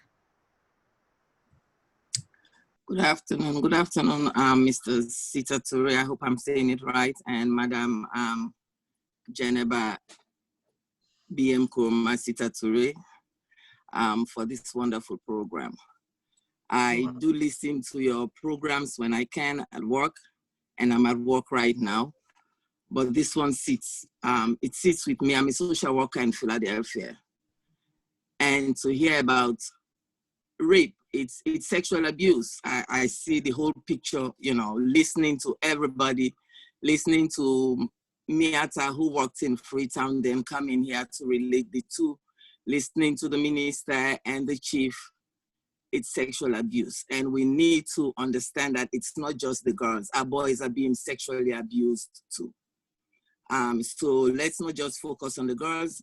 We have boys in these homes who are being abused. And we need to know and understand too that most times, in most cases, the perpetrators are family members. In most cases, because these are people that these kids trust. These are people that our young girls, our young boys trust for protection. These are the people that mama and papa have empowered, have left the children in their care, and they're the ones who do it and don't talk. It's a hush-hush thing. But what interests me was listening to the minister talk about the child protective laws or general protective laws in Sierra Leone and what the government is doing. And it's basically the same that we're doing here.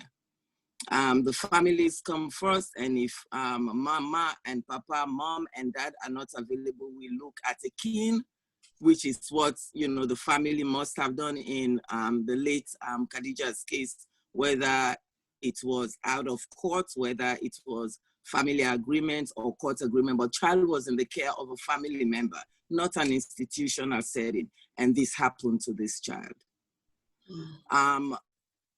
The laws in Sierra Leone are the same laws that I work under here in Philadelphia. The biggest thing that I've heard that's common amongst all the speakers is we need to enforce these laws. Nobody is above the law. Nobody should be.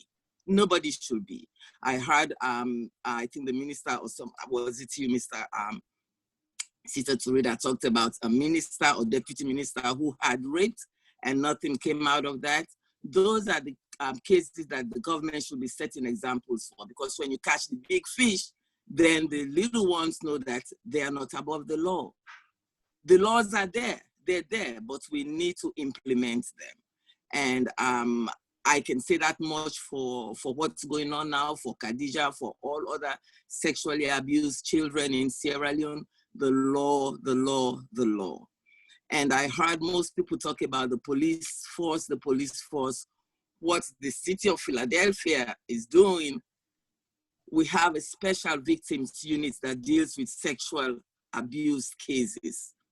Sierra Leone cannot entrust the police force to deal with the crimes that they are working with and accurately deal with our sexual abuse cases. We need to set a separate unit that deals just with those. They do the investigations, they do the forensics, and bring those to the police. The police should not be doing the investigations. Once we have them do what, because they're going to be the experts, they know what they're going to be looking for. They know what questions to ask these children and the adults. Most children are coming in denying it didn't happen. It didn't happen. But when you have a special person who is trained on how to ask these questions, it's going to come out clear. It's going to come out clear. So we cannot rely on the police to do our criminal cases and deal with our children too. We need to treat this as something that's happening. It's in an entity. It's not just rape. It's for real. It's happening, and we need to give it more attention than what we're giving it now. It's not just making the noise. It's not just making the noise. We need to set the institution to really work on these people who want to make this work. But it's I don't know, it drained me. It drained me, you know, going through Khadija's issue. It drained me as a social worker. And at that age, we can do better. And I know we will. It's a process, we will get there. But if it's at the heart of the president, if it's at the heart of the first lady and the Ministry of Social Welfare seems to be, you know, they seems to know what they're doing. We just need to empower these laws. We need to make it work. We need to make something work. So I thank you, Jennifer, for putting me on the spot. I wasn't expecting to do this. I'm at work, but I can say something. Yes, it's my passion. It's what I do every day here, and it will work in Sierra Leone. Trust me, they can make it work. I still need your little time, please. It just came to my mind when you were talking that you've been drained of Khadija's story. I'm also drained of the story of men picking in Sierra Leone, domestic workers. I've been crying. I've been crying. Children are suffering in the hands of people who tend to be taking them home to take care of them. This is where the sex abuse is coming. Parents or guardians of these children that are not their biological children are being deliberately abused. Do you think we should make laws to stop this men picking business? Mr. Terrell, before Charity comes in, with the men picking, I can't say we can stop it because there's so much, I don't know if it's poverty, but accessibility too. Most families have their families, the big mama and papa back home up country in the suburbs, and they think education is accessible in the bigger cities. That's how they bring their children to these cities for school. In their minds, I'm giving the best to my child. I'm giving them the best opportunity. In the minds of the caregivers, some of these caregivers, oh, I got one more to purpose. If it's not perpetrating, if it's not sexual abuse, it's physical abuse. If it's not physical abuse, it's emotional abuse. So poverty is there. It's in Freetown. It's in Sierra Leone. We can't run away from that. But we need to educate these people. How much? I don't know. We need to sensitize them. How much? I don't know. But we need to enforce the child protective laws that the teachers can sense when this child is coming to school abused. That the doctors can sense when the child is coming to my practice abused. These should all be mandated reporters now.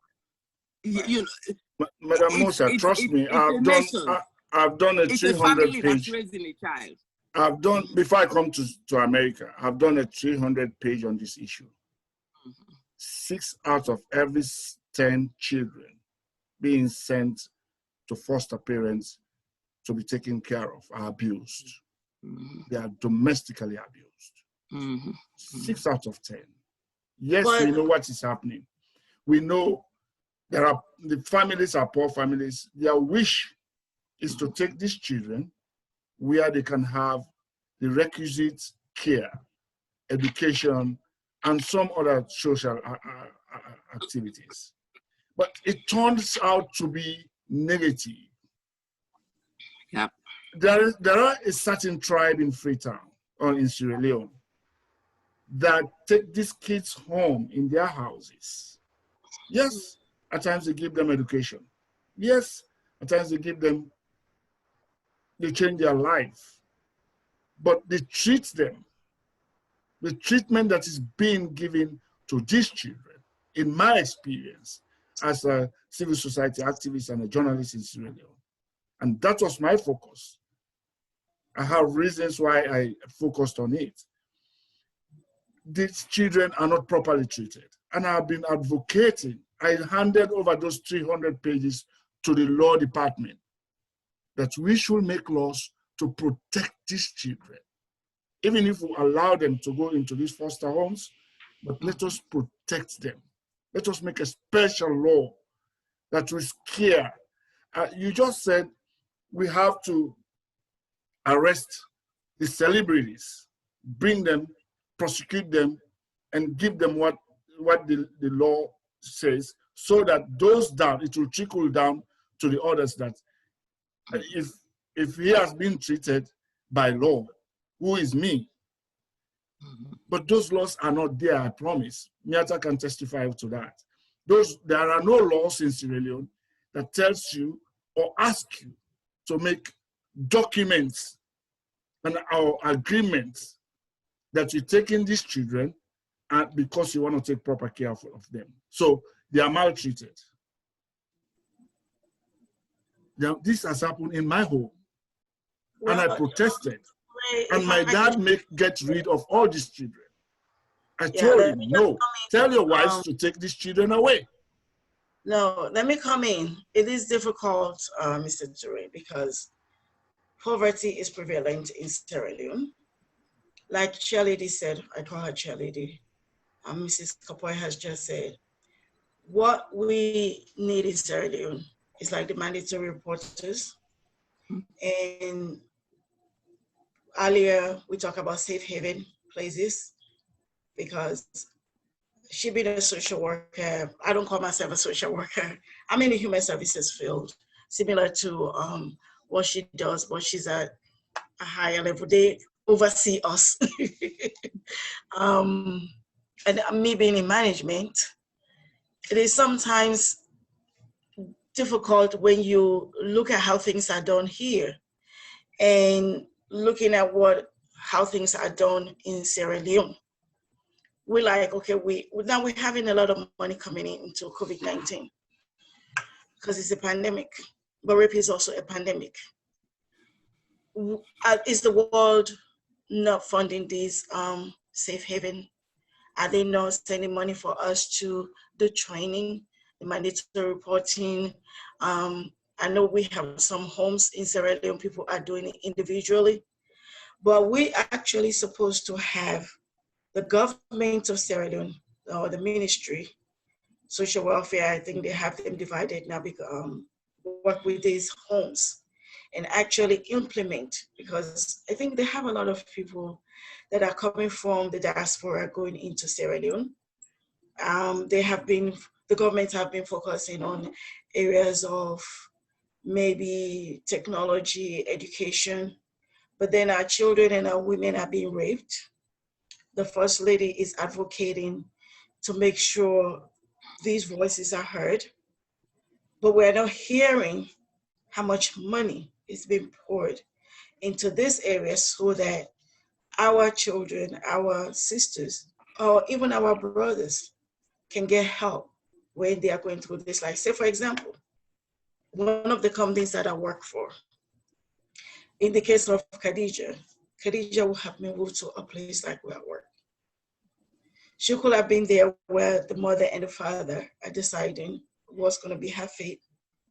She'll be taken care of emotionally, psychologically, physically, even continuing her education with no interruption. But we're not hearing our ministry talking about these places. It's about, of course, we need a prosecution, but these things have to go side by side. So I don't want to hold on to the topic longer and see if Ms. Pauline Musa wants to say something herself, and then we'll see how we can wrap up. Yeah, I just wanted to say that. Madam Pauline, I want you to take it from my point, because I really want to make home this point. That Don't bully Miss Marlene. I really, really have been working hard for children like that. They've been suffering in the hands of people who take care of them, these foster parents, or call them men picking. They are not treated well. Even the clothes they wear with the other kids are different. When it comes to occasions, they wear more expensive. They wear the biological kids wear more expensive clothes than the men picking, or they sit home. I have seen where children escort other children to school and they come back home. They are not going to school. Can we picking go to school? It is happening. So, Madam Pauline, I know you know about it. Take it from here, and maybe we'll spill it over Khadija's issue.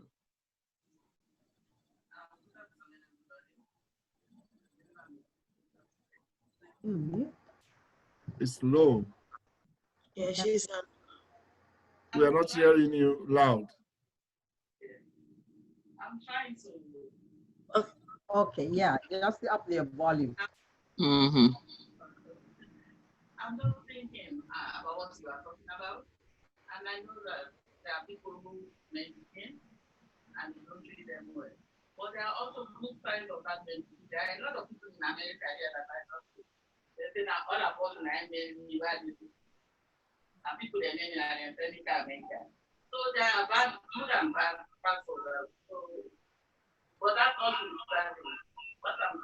America, what I think about it, is that where is the sense of community? We don't have any sense of community anymore. Before, if you see a child going on the street and he's baby, you call that child and talk to that child. But now nobody cares. That child did not die because he was raped, because she was raped. She died after. You gone off again. Yeah, we're not getting you. Can't hear. Charlie, unmute yourself. Maybe you were helping her.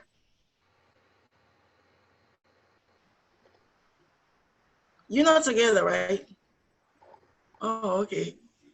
Miss Pauline, we can hear you. It's better now, yeah. I think you should take the device closer to you. Maybe not in mic. I usually take mic. We can't hear you. We can't hear you anymore.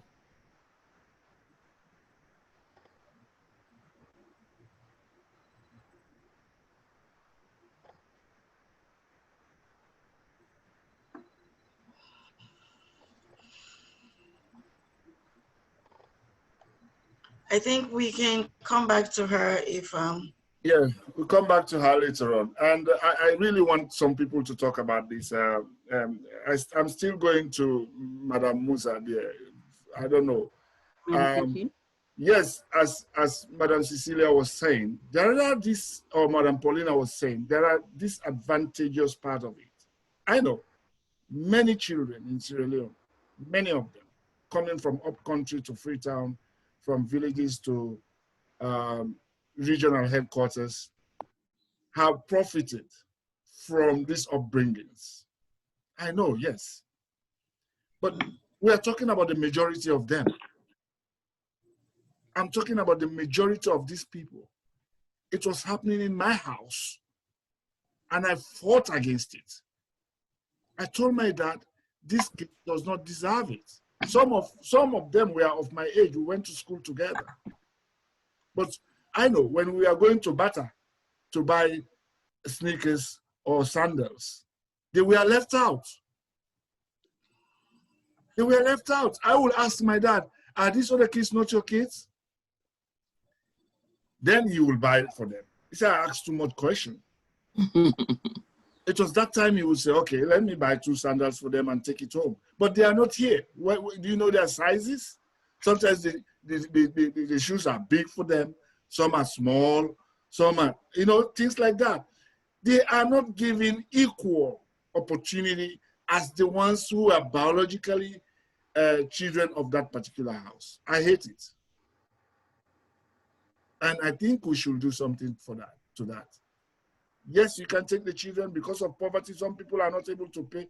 Now, luckily, it is a free education for the moment. Because most of the people from the north and the south and east, why they took their children to Freetown and other places to be taken care of is for the sake of education. They wanted their children to educate. But now it's free education. And every 7 miles in Sierra Leone has a primary school now. Every 7 miles have a primary school. So do you think we should keep this culture going?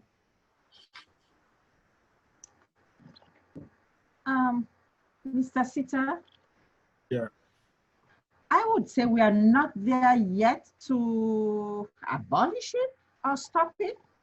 So we may have the schools now or the institutions every 7 miles. And you say it is free education. Have we worked on the mindset of people send your children to school or hold on to your children and raise them yourselves? Is it just the education? What about the physical maintenance of these children, the upkeep of them? Positive and negative aspects of this. I am one that was raised on the positive side of this men picking, although I cannot really call my men picking. My elder sister raised me and the husband. And I tell you truthfully, I did not know I was not her child or my brother-in-law's child until we were in secondary school. Then I noticed I carried one last name or surname, and my nieces carried another surname. So I asked of my sister, well, why am I this last name and the others are the other? She said, well, you big say, no, say, you know, my sister. I mean, she was a seamstress, and when she couldn't sew for us, she gave her dresses, materials to another lady to sew. We wore the same thing. She had 5 girls and 2 boys. So me and my nieces, we wore the same thing. And it was a typical, you know, home. Even though we were almost the same age, my nieces called me auntie. My nephews called me auntie. And I still wasn't getting it. So there's this positive side and negative side, like Sister Pauline was saying, of this men picking business. But what I am saying, are we there yet to just stop this and stop it abruptly? I do not think so. It will come, Like the children, the men picking them now, the young picking them, especially if they get negative experiences now, then go raise the young picking and themselves. Let's give Madam Pauline chance. She was not able to talk. Right, Madam Pauline, you don't come. Mr. Sita is ready for Madam Pauline.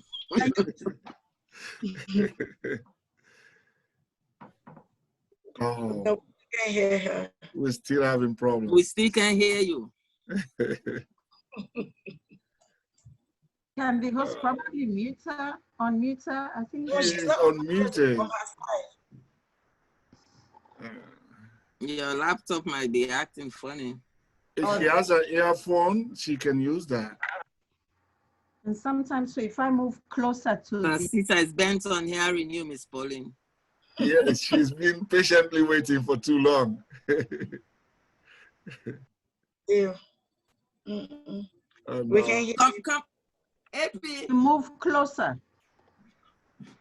No, My iPad.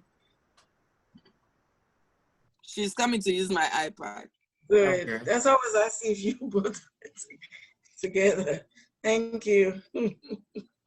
You're going to pay for my hour of work. Oh, that's nice. Working from home. That's good. Please, where is it? Okay, now we can hear you. Well, now you see, now you on Okay. us. and We we're can hear hearing you, Madam Musa, from her computer. And Yeah, she mute herself. Okay. I know. I did. okay. Okay. Now, can you hear me? Yeah, we Yes. Okay. What I was saying, this men picking thing, let us leave that aside for now. Because what I have realized is, what I was asking myself when this case started was, where is the sense of community that we had before?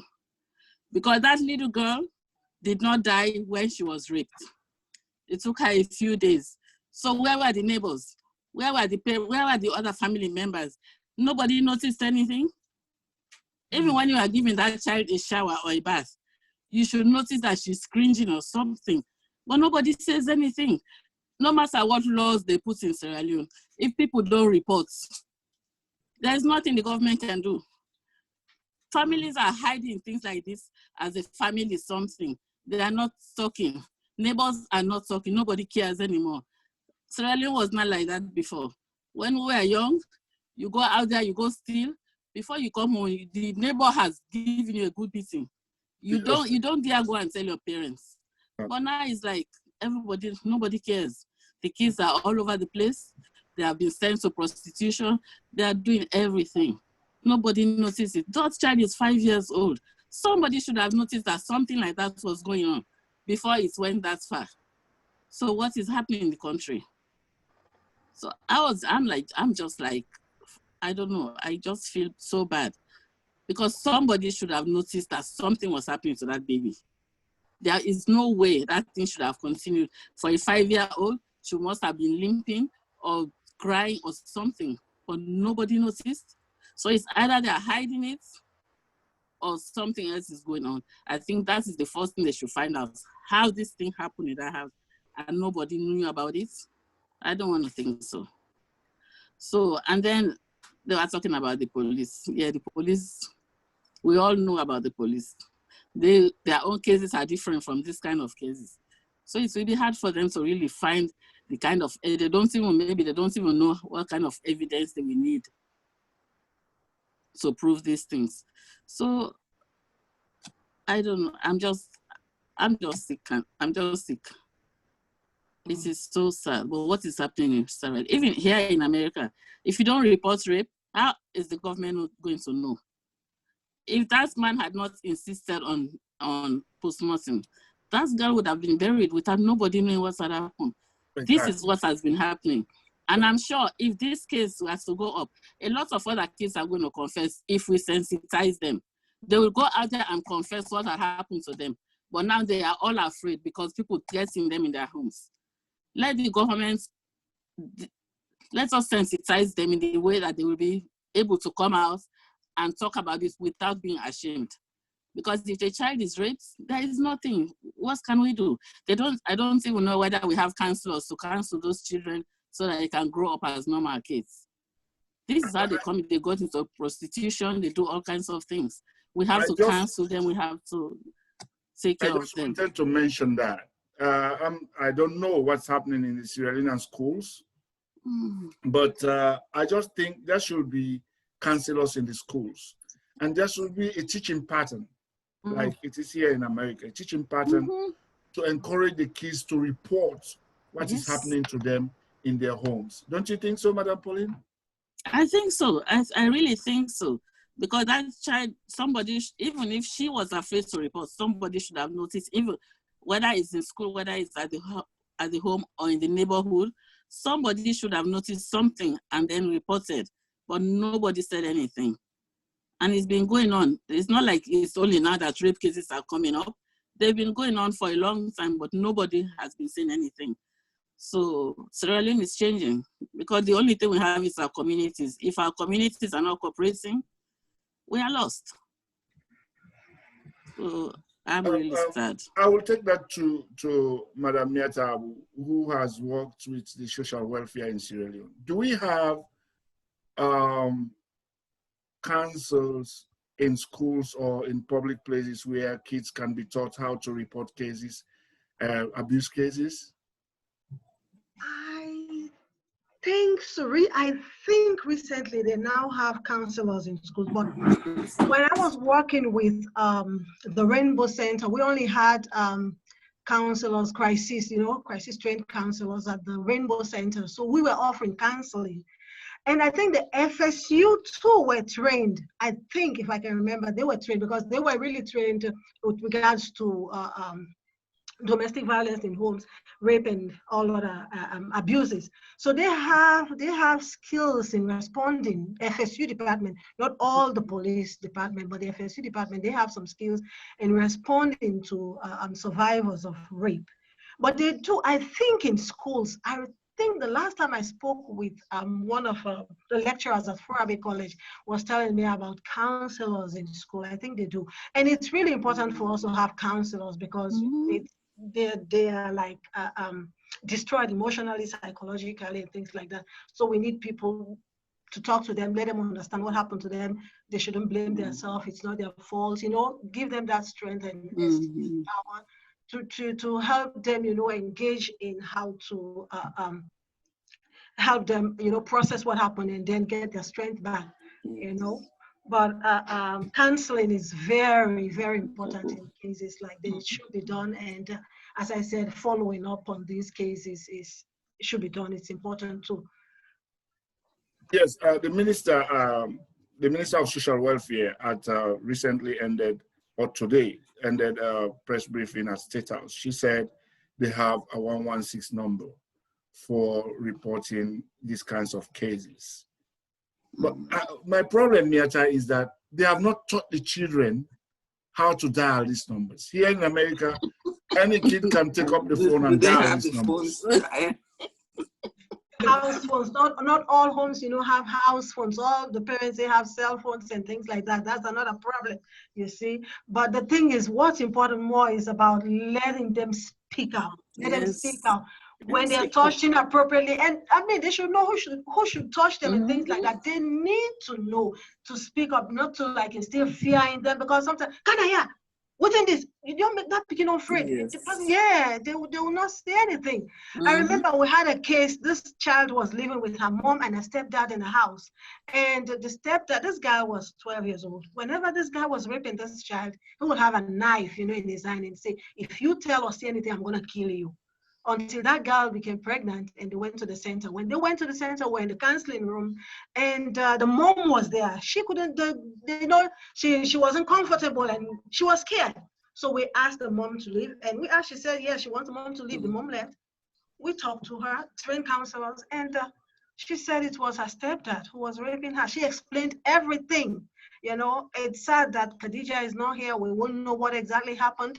But when these survivors come in contact with trained staff, you'll get everything. You'll get information, because after building that trust and that relationship, they'll tell you and they'll get the help that they need to get. And that girl told us that it was a stepdad. And after talking to her and everything, she said, you can now tell my mom. When we told the mom, she was devastated. She was scared. First of all, denial, I just don't like thinking about all those, incidents. It was really, really sad. And what we did was, we got to take the child away from the house. And she was with somebody else. And she was pregnant. We couldn't do, abortion. It's really, really, really, really sad. It's really sad. They need to, as Miss Dorcas was saying, it should be. Thank you very much. Thank you very much, Madam Miata Abu Rogers. Thank you for honoring our invitation. We always appreciate you, me and my boss, my wife. And thank you for coming here today. Madam Pauline and Madam Musa and Madam Cecilia, we have just 3 minutes. We start with you. Oh, my chair lady, Mrs. Kopoy. Mrs. Kopoy. And she was my former teacher too at the Albert Academy. She doesn't like me saying that.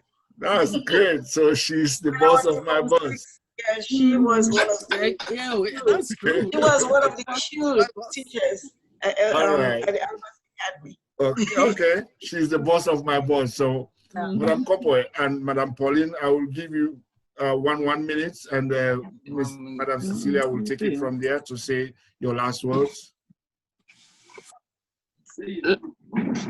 let me say one thing now that Jennifer mentions my teaching background. In in Freetown in Sierra Leone, the most common ground for all these kids is the school. Most of these homes do not have access to phones or cell phones to make the what's the number? What's the number? 116. Yes, whatever 116, whatever the number is that they need to call. They don't have access to that, or they may not even know how to dial, like somebody said. But we need to train these teachers. It's either we have in counselors in these schools, but the teachers, because the teachers are who are going to be dealing with them on a daily basis, to know how to spot a child and find out there's possible abuse going on. And then, like, we get all our reports here. Most of our reports are coming from the schools and from the doctor's offices. I can't say doctor's office for Sierra Leone because how many of them have access to go to doctors when they're sick, other than giving them the pepper doctors at home? But the school, let's assume most of them go to. That's where I think we need to concentrate if we need to tap this to make sure that our kids are really trained on how to talk to, how to identify their problems, and how to have the teachers communicate these with the people who need to investigate these cases. I think if we tap the school as a one-stop shop for all our problems with our kids, we'll be starting off on a good note. Thank you very much. Can we have Madam Pauline there too?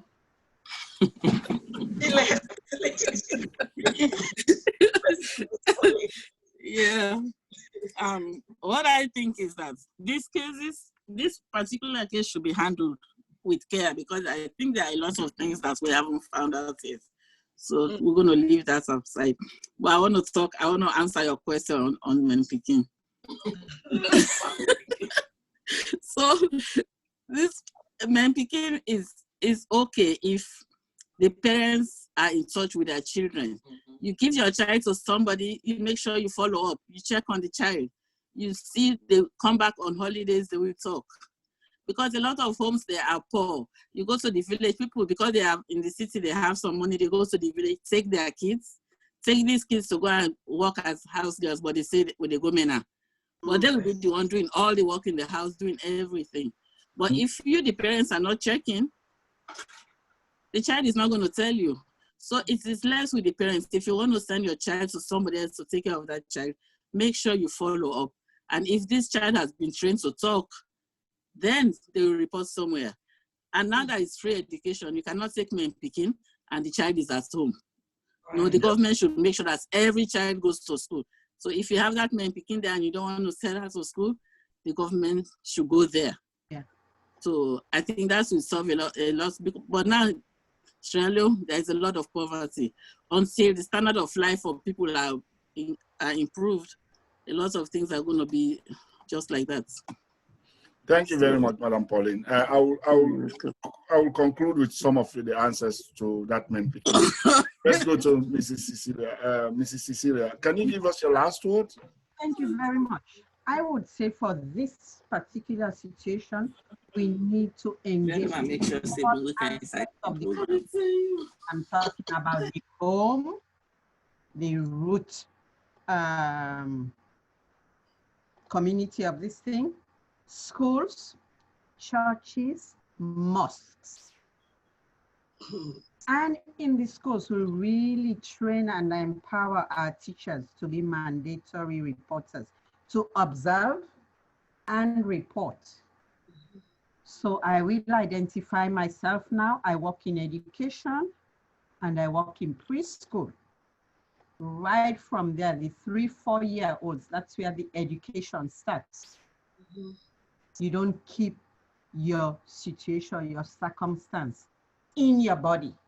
You bring it out. When I receive my families in the morning, I observe, I look, I try to connect. When there's a connection, the information will come out. So indeed, teachers, let us teach them, teach the teacher to be a mandatory reporter and engage all aspects in the community. Don't leave churches out. Don't leave mosques out. And I'm saying this also as a Catholic that has experienced, we all know the sexual abuse of children in the Catholic Church. So even before we go back to school in September, I'm going to have a training or upgrading in the Catholic Church, apart from the state training about abuse. I am going to have the one from the church because I work in a Catholic school about what to do, how to observe, and how to empower children and encourage them to report any abuse. And I don't have sister social worker lady will attest to it. I don't have to prove it to report it. If I suspect it, I report it. Mm-hmm. So there's gonna be an onus on our teachers, and we need to train them on how to do it.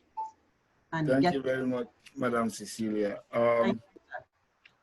Before my boss closes down, Geneva BM Koromasita Ture closes it down, let me make these few comments in my own closure. Madam,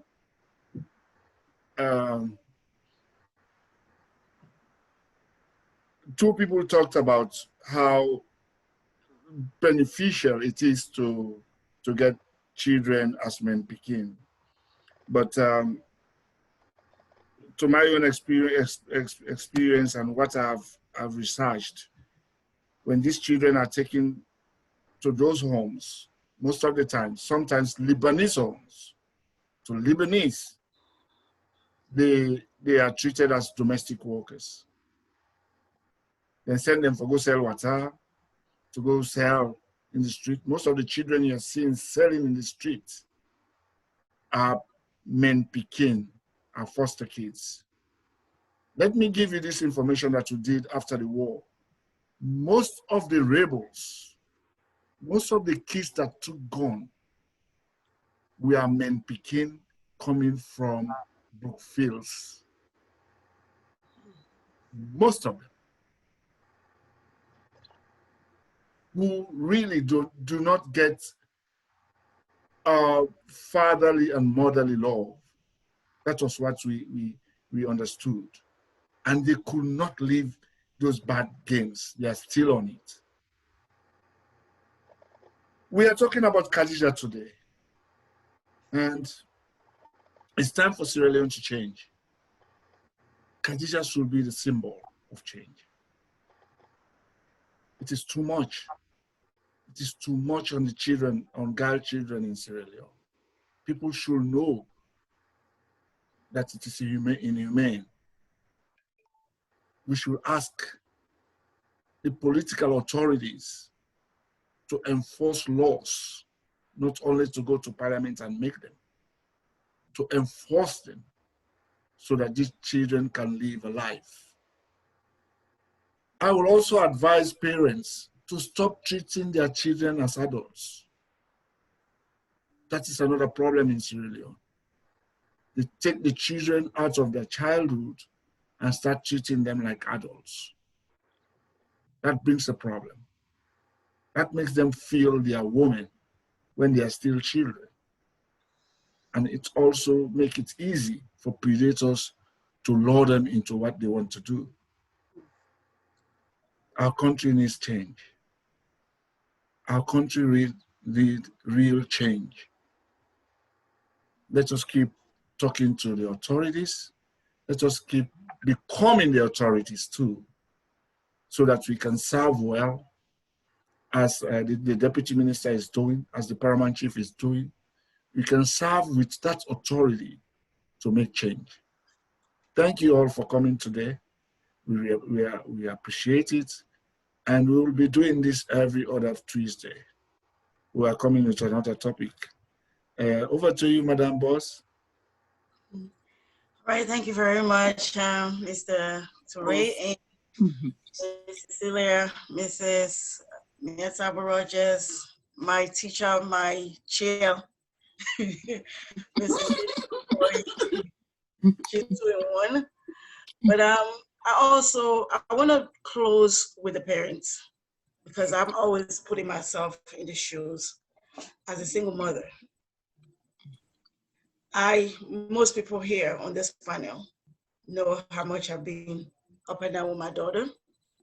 In fact, when I was relocating, we had the issue again, me and her dad.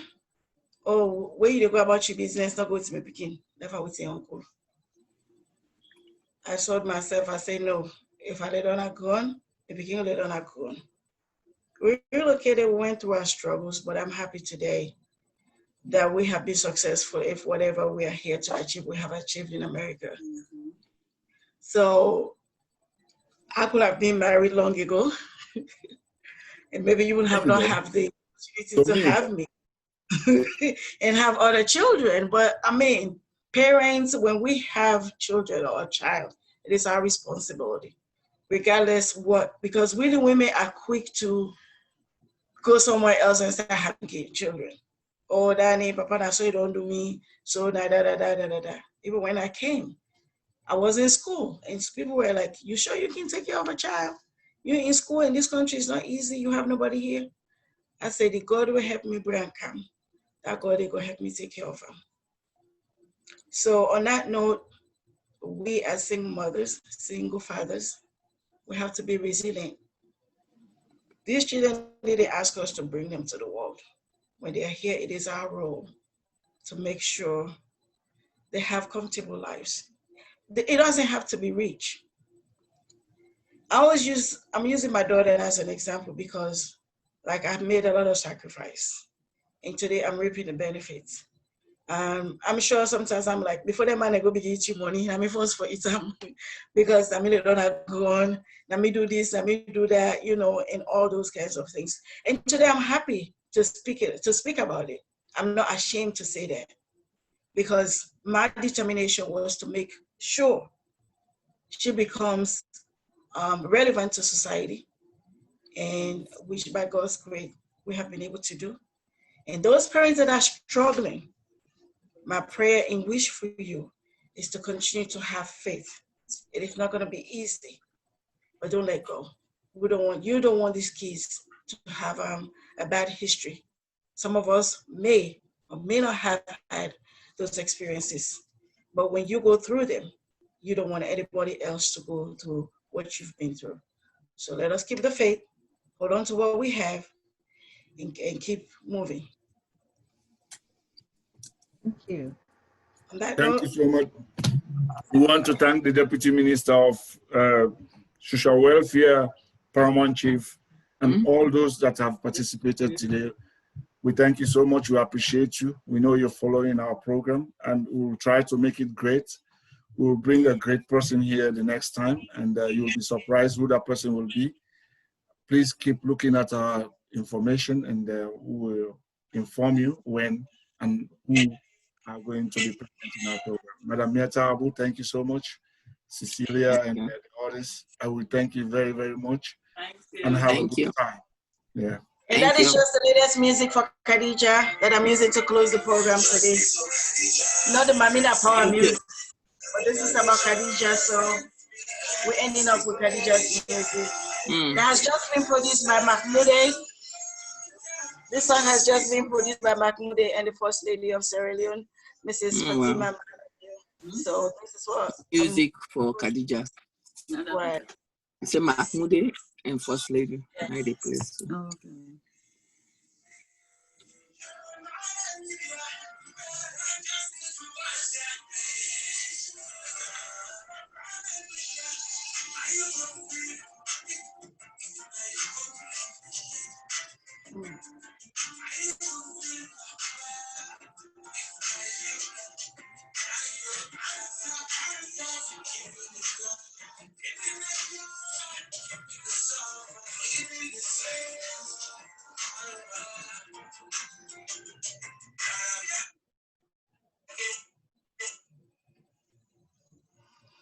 We want to bring to the attention of this nation that the effects of marriage, teenage pregnancies, rape, child prostitution, gender-based violence against women. Goodbye, people.